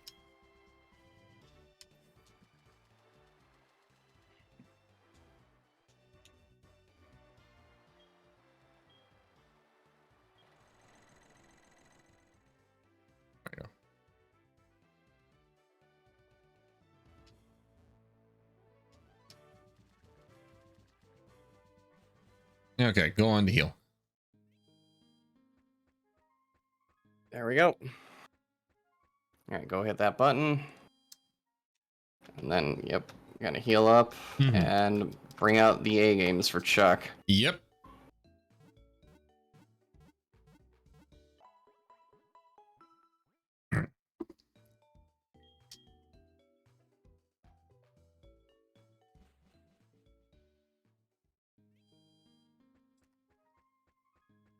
All right, it's saved. Yeah, good point.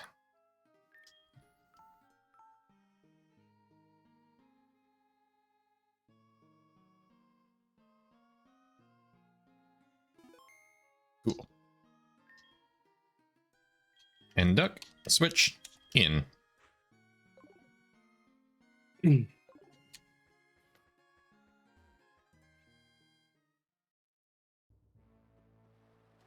Ooh, all right, here we go. Yep. Oh, I think you got to push the button again because the water's still. Yeah. Oh, I got it. Yeah, thank you. So yeah, I'll have to go push the button again. That's fine. I pushed it. He goes. He's like, "This is some fucking kid. Just turn that. Someone turn that back on." He just turned it off and left. What the hell? Wasting water is against Ted Turner's ways. The great Kung Fu master Ted Turner. Yes. Captain Planet commands me. You know what? I'm going to build a news network and then a TV network, and I'm going to make Captain Planet. You know what? And then we'll have a "the world has ended" video in case CNN ever goes under. We'll put it in the vault and scare half of America with it. It'll be great. Okay, all right, you ready? Here we go. Good luck. Yep, same to you. Why did it stop the waterfall from pouring on me? You spoiled my training. Yeah, well, hopefully I'll spoil yours. Let's go. Look, we gotta stop you from just because you bought all of the VTuber girl bath water. 2 Pokemon. Let's go. Let's go. Lumbre. Okay. Piplup.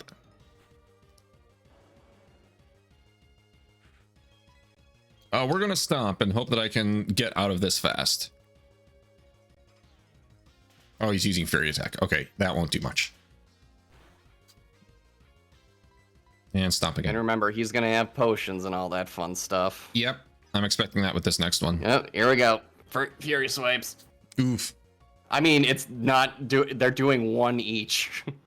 And again, Prinplup's just pulling out his little bag of Chex Mix like every right. every turn, being like, all right, Chip. So he's got a Delibird for his big one for me. I feel we may have hyped this up. I think so. This yeah, I got a Kabuto. Okay. All right, swap in all of your money Pokemon. Right. I don't even know if I want to bother. I'm just going to finish him and not. No, I'm getting the money. Do it. I'm just finishing my Delibird and not risking the bad present that just blows somebody up. That's fine. I understand. And I think Poduk. All right, we're gonna swap in Poduk. Mm-hmm. Delibird's and then down. we'll go to Torterra, because Torterra is gonna probably nuke this thing. Yeah. Yeah.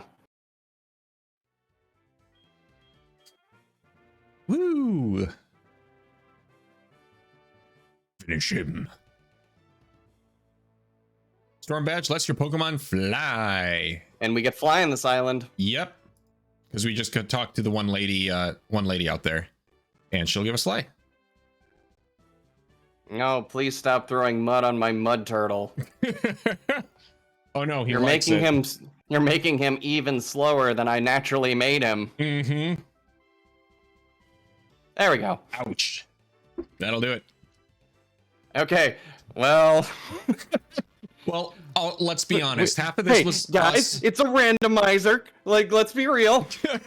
It's a randomizer, and also all this training was as much for Jasmine as it is for Chuck, and Jasmine's going to be tricky. And I got almost $8,000 and 2 levels out of that. Mm-hmm. So that's a win. So back off. Okay, I got TM01, which I'm honestly like that takes a huge load off. Yeah, no, that is the worst part of the game, even when playing it casually, is that section. Because Chuck is a difficult fight. Yeah, especially because Captivate. Captivate. If it is the opposite gender of the user, the foe is charmed into sharply lowering its special attacks stat. Do you have any female Pokemon? I think so. But it's not females tend to be lower ratio. That's Prinpinch and Mespna, which yes, captivate them into that mouth maw. Oh, come on! What did you get? Draco Meteor. Oh. I mean, great move, and I have Dragon Dance, but I don't have anyone who could use it. Yeah, I'll put Sentient and Enduck. Okay, so you got some options.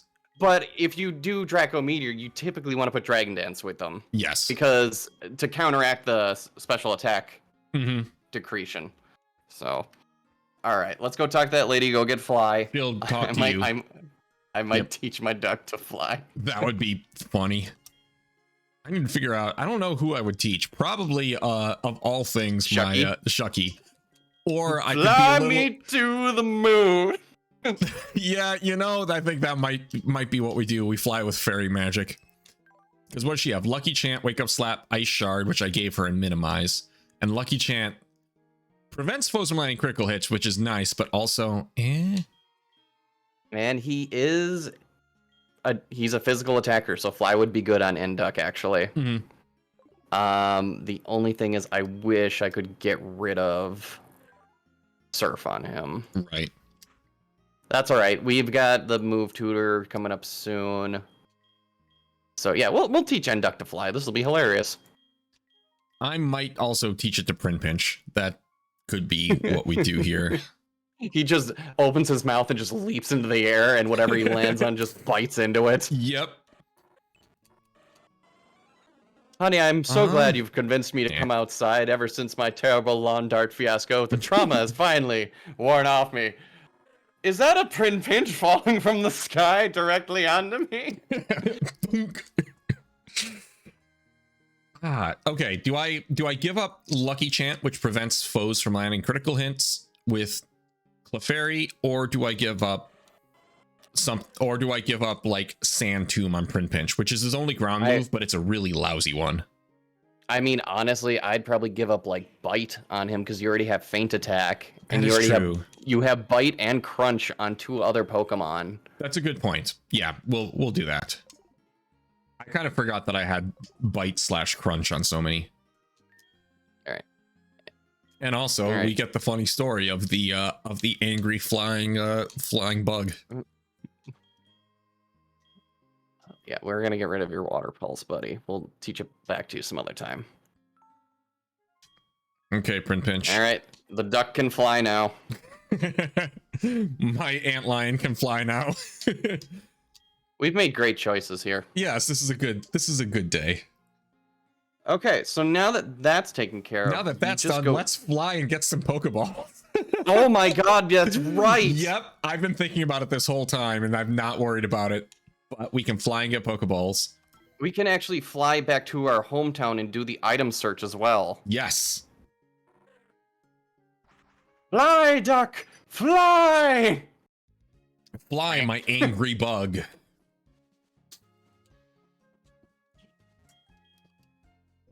Get another Apricorn here. And then I have like seven heavy balls coming, I think, was what we put in. We got quite a bit. Okay, note to self, remember to Pokemon Center. Ooh, yeah. After I get my Pokeballs, I need to go do that. Okay. But I am okay with heading back to New Bark and quickly doing some item sweeping. I purely for the sake of me having them, I have 10 green Apricorns. I'm just going to use those. Yeah, by all means. They're no stronger than normal Pokeballs, but then I have 10 of them for free, so. True. Yeah, I got 9, so we'll do that. I mean, it's not like we... I have to stop in the store, too, because I can get a gift from Mam. Mam. Mam. Mam. Mam, did you get my favorite Lunchables? Did you give me the chicken nuggets? I wanted a pizza.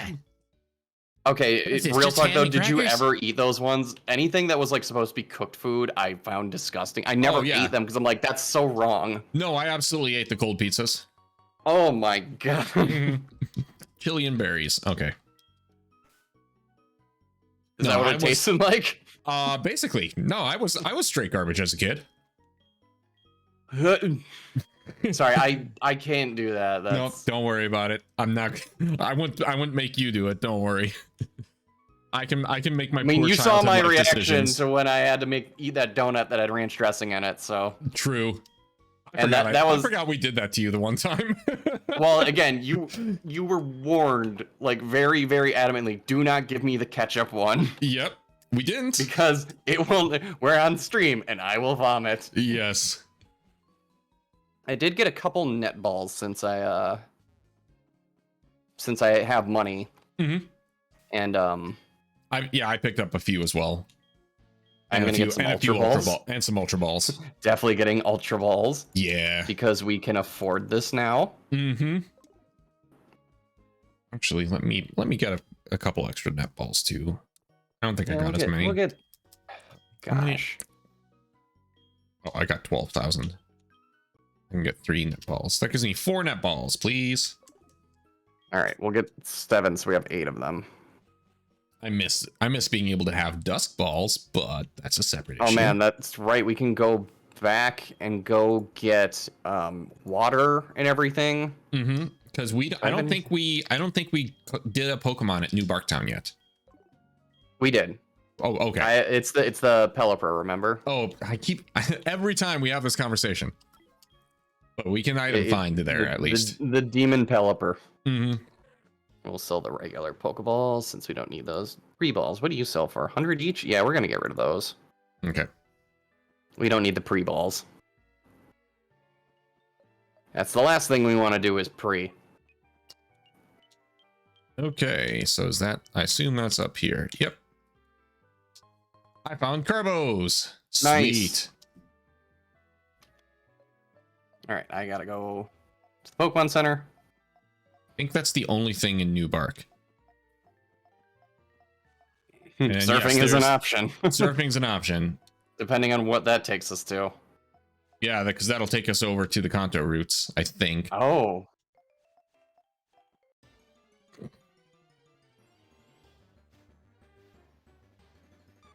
Alright, time to fly and catch up to Alhan in these last 15-ish minutes. Yeah. The item is right next to the lab, kind of that window that Silver's looking into. Okay. Ah, he dropped his wallet. It's mine now. He dropped his carbs. My sick gains, no. No. I was gonna eat those saltines later. It's just a sleeve of saltines sitting outside. Yep. Who knows how long they've actually been there? God, what a psychopath.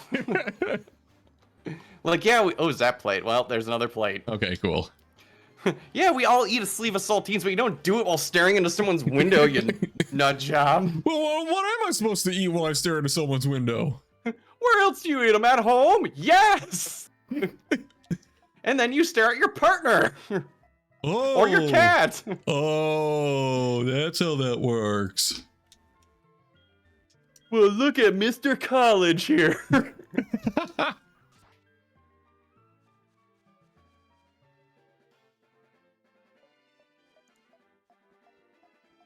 Is there really no items on this route at all? There might not be. Might not be, but Yeah. I know in the next town over there was a little island we could surf to, I think. That's true. And there's a couple of these towns have like bushes. Oh, welcome, Phenom. Hey, Phenom. I'll say, well, you missed the gym battle. It was a pushover, but we're kind of okay with that. Yeah. And now we can fly, and now the world is our oyster. The game very much has opened up for us here. Cancel out. This is what I wanted.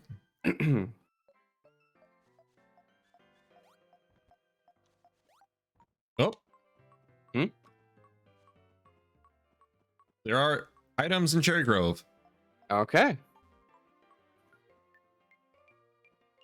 Yes, the world is my cloister. Thank you. Ha ha ha ha ha ha ha. Yes, the world is my giant angry vagina.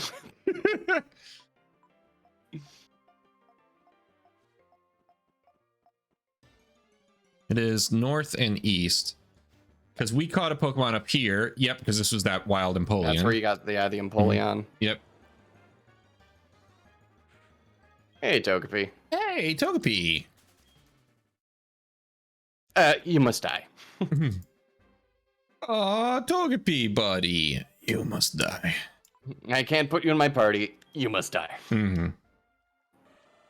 Gotta get all that effort value.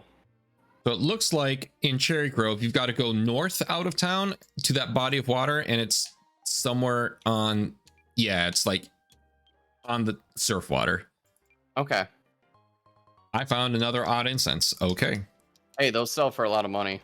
Yep. Any new captures? No, we have not had any new captures, but we've also had no new losses either. So, which has been kind of nice. Yeah, we've had 3 evolutions. Yes. If that counts as anything. Prinplup evolved, Krokna evolved, and Groudon evolved. So we've had some good evos. 3 starter evolutions tonight. Not bad. Yep.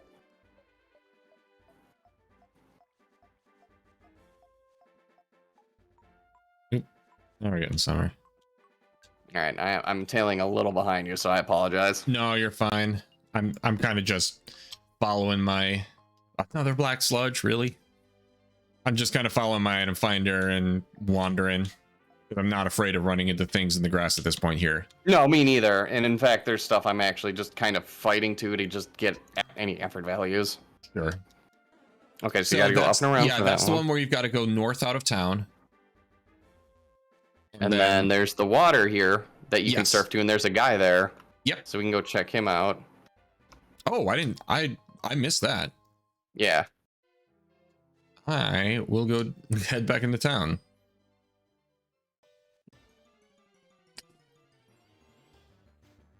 On a related note, I just pulled the Chase Blastoise card last night. What is the Chase Blastoise card? I am when it comes to the Pokemon TCG, I am so in the dark where it's just like there's only my whole thing with them is Una and I collect one import box that's our kind of jam, and I just get any cards that I think look cool. I know literally nothing about the Pokemon other than there was the original set, and then there was a set called Fossil, and then there was a set called Team Rocket. Like, that's where my Pokemon knowledge ended. Yeah. Chestoberry, god damn it. Ah. Give me EXP share. Right? Where is it? Like, genuinely? It's gonna be like the last thing I pick up, like in the plateau or whatever.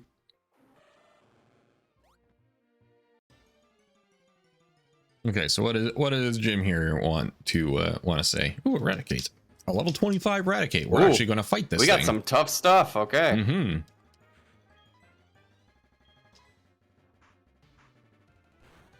Okay, Sucker Punch. Is that a new area you're in? Like a new zone? I don't think so. Okay.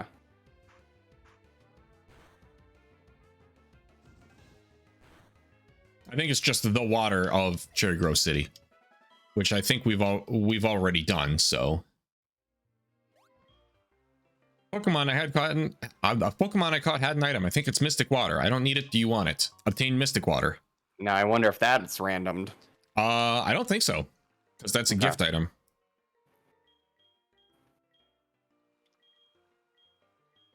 Okay. Mystic Water. There we go. Okay. You said there's another item up here. I think I might have found one. Like, I don't remember. Here, I'm gonna. Where am I actually? Because I know I'm in Cherry Grove still. Yeah. No, I'm just like in the water by Cherry Grove. Okay. Okay. So it's not a whole new zone. No. Because it's just this pond, it looks like. Okay. It's a decent sized one, but it's just this. Is there an item in here? Yes, I think. Right, we're gonna hit a repel just so I can catch up to you. Sure. Hey, getting a Mystic Water is would be a pretty good thing to put on your buddy. I might put it on Enduck. Keeping leftovers on Empoleon is kind of working for me. Sure. Because man, that penguin's chunky. A special 151 booster set only contains the original 151 with the first new Kadabra card in over a decade. Oh wow. Cool. That's right, because of the lawsuit. Yep, the stupid Kadabra lawsuit.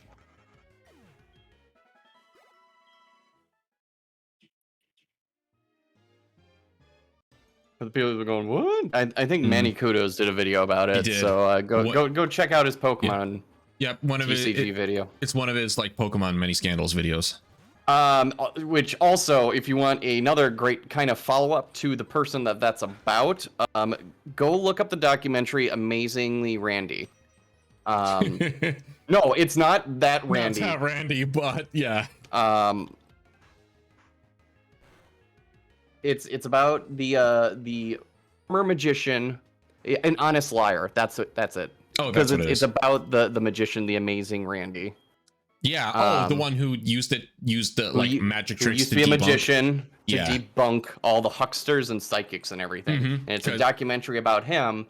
And the what's his nuts that shows up. We're not going to use his real name. Him and the Spoonbender. He was the Spoonbender. Basically, tried to. He was kind of a menace to Randy, even though like he was like scamming people. Like let's call a spade here. Yeah.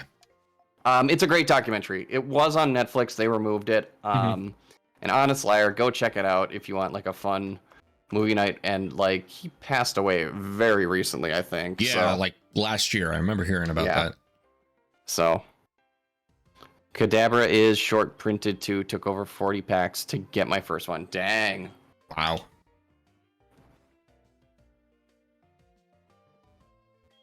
Does it at least look cool? Or does it? Or are they? I would love it if it just looked like complete ass. Okay. So, yeah. So I don't think we can't get whatever item is in the top left there because that requires rock climb.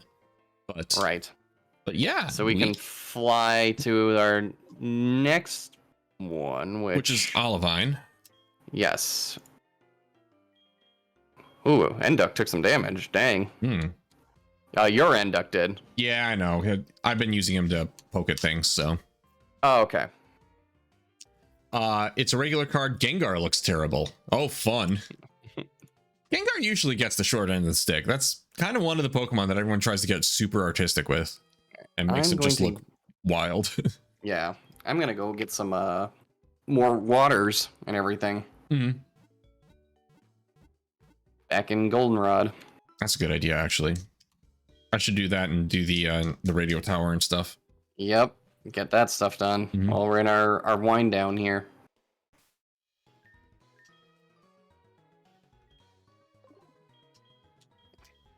Because then after this, probably the best looking card, or at least my favorite art, is Poliwhirl. Okay. Poliwhirl's actually, again, we talked about this, that we're both just like, Poliwhirl's a cool looking Pokemon. It just ends weird. Yeah. Well, I shouldn't say weird, it just ends kind of anticlimactically. Yep. Poliwrath kind of is just there. Yeah.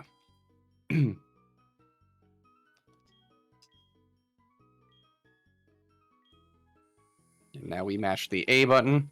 It just ends angry. Yeah. There's a reason why they angry and jacked. There's a reason why they added Politoed as the option pretty quickly. Yeah. Okay, I got a nest ball. I'll run it once more. Yeah. And an Oranberry. Woo. Okay. That should be enough. Let's see. How many are in my bag now? 16. We're good. That'll do it. That'll fill them up. That'll clear your piss. Number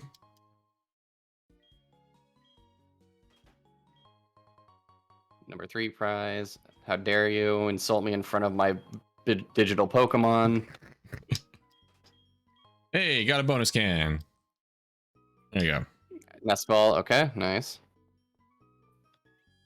Take that down. We'll do one more. Number 3. How dare you insult me in front of my Pokemon? They're out for you. You're luck in this game. Okay. And then, we'll go to the radio tower. And then I think we'll have enough time to drop off the medicine tour because we have to fight her at her gym, which means we can get the items that were in the tower that she was hiding. Yep. So we should be, like, the doors to her should be unlocked now, I believe. Yes. Because who'd we get the potion from? Hey, Enduck matches my lotto ticket number. I win 4th prize, an Ultra Ball. Sweet. Hey, there you go. I'll take it. I will DM you the card gallery pixel. Okay, cool. Cool. I did not get a match, so. Yeah. The chances on that are fairly small. Like, it is what it is. Wait, before I fly, I want to see how our Pokemon in the daycare are doing. Just pure level curiosity. Good point. I forgot we put guys down there. You must never forget them. They're our children. That is true. Yeah, because we got Hoot Hoot and the Tentacle in mine, and you have the Vibrata and Hoot Hoot. All right, Hoot Hoot has grown by 20. Which means mine also did, because I think I took him out briefly. Yeah. And then Tentabrava is up by 4. So yours is 9. Definitely going more than mine. Yeah. I believe my Tentabrava was weaker at that point, though. Yeah. So, hey, not bad. Yeah, so we're keeping those guys pocketed. Those guys are our backups. I want to find out if they made it. They did not. The bird and the bug did not get along. Okay, so flying back to Olivine. Gosh, this means that next time, too, we could start it doing one of those Poke Stadium challenge things if we wanted to. Now that we can just fly there and be like, done. True. Just do one a day. See what we can get a couple of points that we can spend. Mm-hmm. And see if we can get you that Moonstone. I think that would be cool. If I can get this Clefable beefed up, that would make me real happy. Okay, into the lighthouse. Let's see if I can use the elevator this time. Going up to the light room.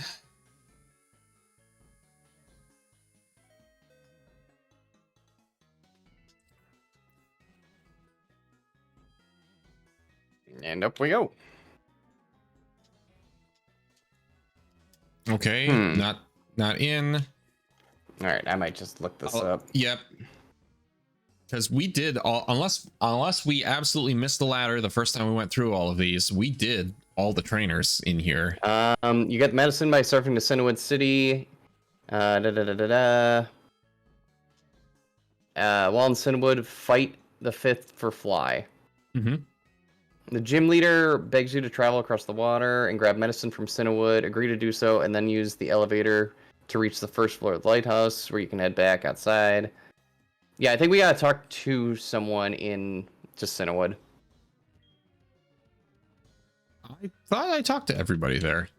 It might be the person in the medicine thing, and I think you gotta beat Chuck for it to that might take. Be where he goes like, "Oh, champ, here, take my good drugs." Mm-hmm. I think that's his exact words, but like, I mean, he's alone on a little island. If somebody's going to be the dealer of Johto, we only sell drugs. Yes. No, we do not sell legitimate medications. Only drugs. Only holistic and medicinals. Mm-hmm.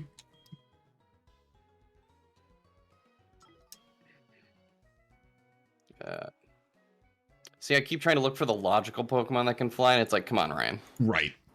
I'm doing the same thing. We know what we did. Now, Flygon can actually fly, so you at least played a little bit of the part. I just went full Ben Stiller in Tropic Thunder. We'll put it that way. Okay, so he's just like the normal sales for me. All right, let me see.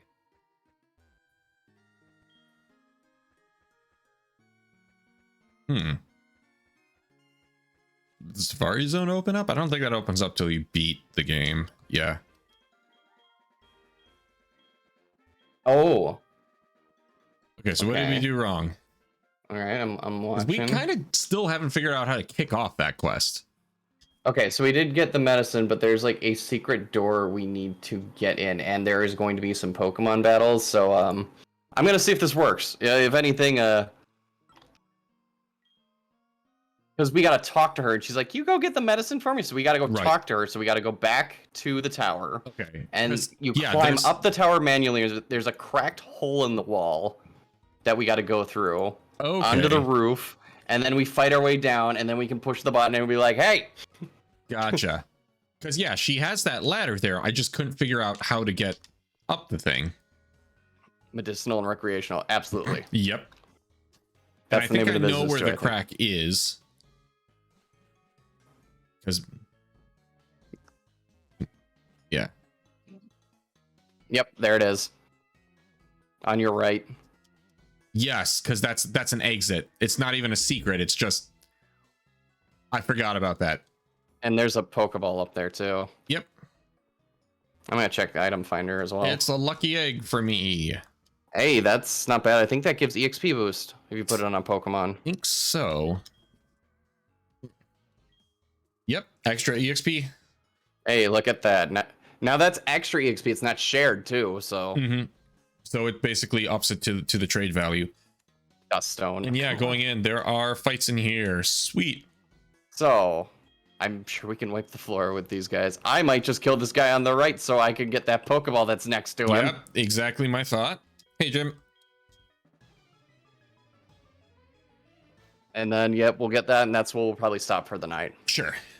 Sailor Kent has an Electro. Oh, you again. I got Mew. Oh. I think Mew does not have fantastic moves early on. I think it's like moves every 5 levels or something like that. I can't remember. I believe it was. Stomp. Yeah, so it's just got Transform, Pound, and Mega Punch. Okay. So, just to play this smart. And a Slack Off. Yes, now you can switch out and go to the Messna. In case it does do the transform, I'm ready for it. Yep. Just crunch him. Just eat.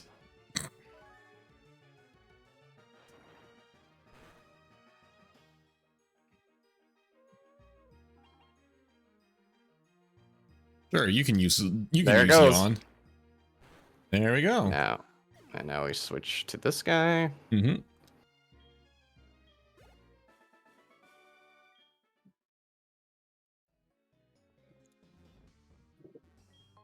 I found a max revive. Okay. Yeah, so money. Yep.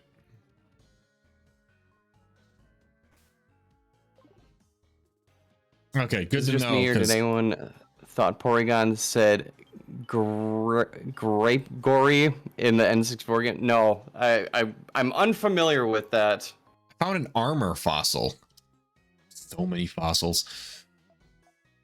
I think I remember the sound that you're talking about, because the N64 uncompressed like voice files and how they translated the Game Boy files, some of them are a bit on the wild side. Then again, they've always tweaked those sounds ever since, because of just how the sound palette has evolved over the years, but sound palette of the devices.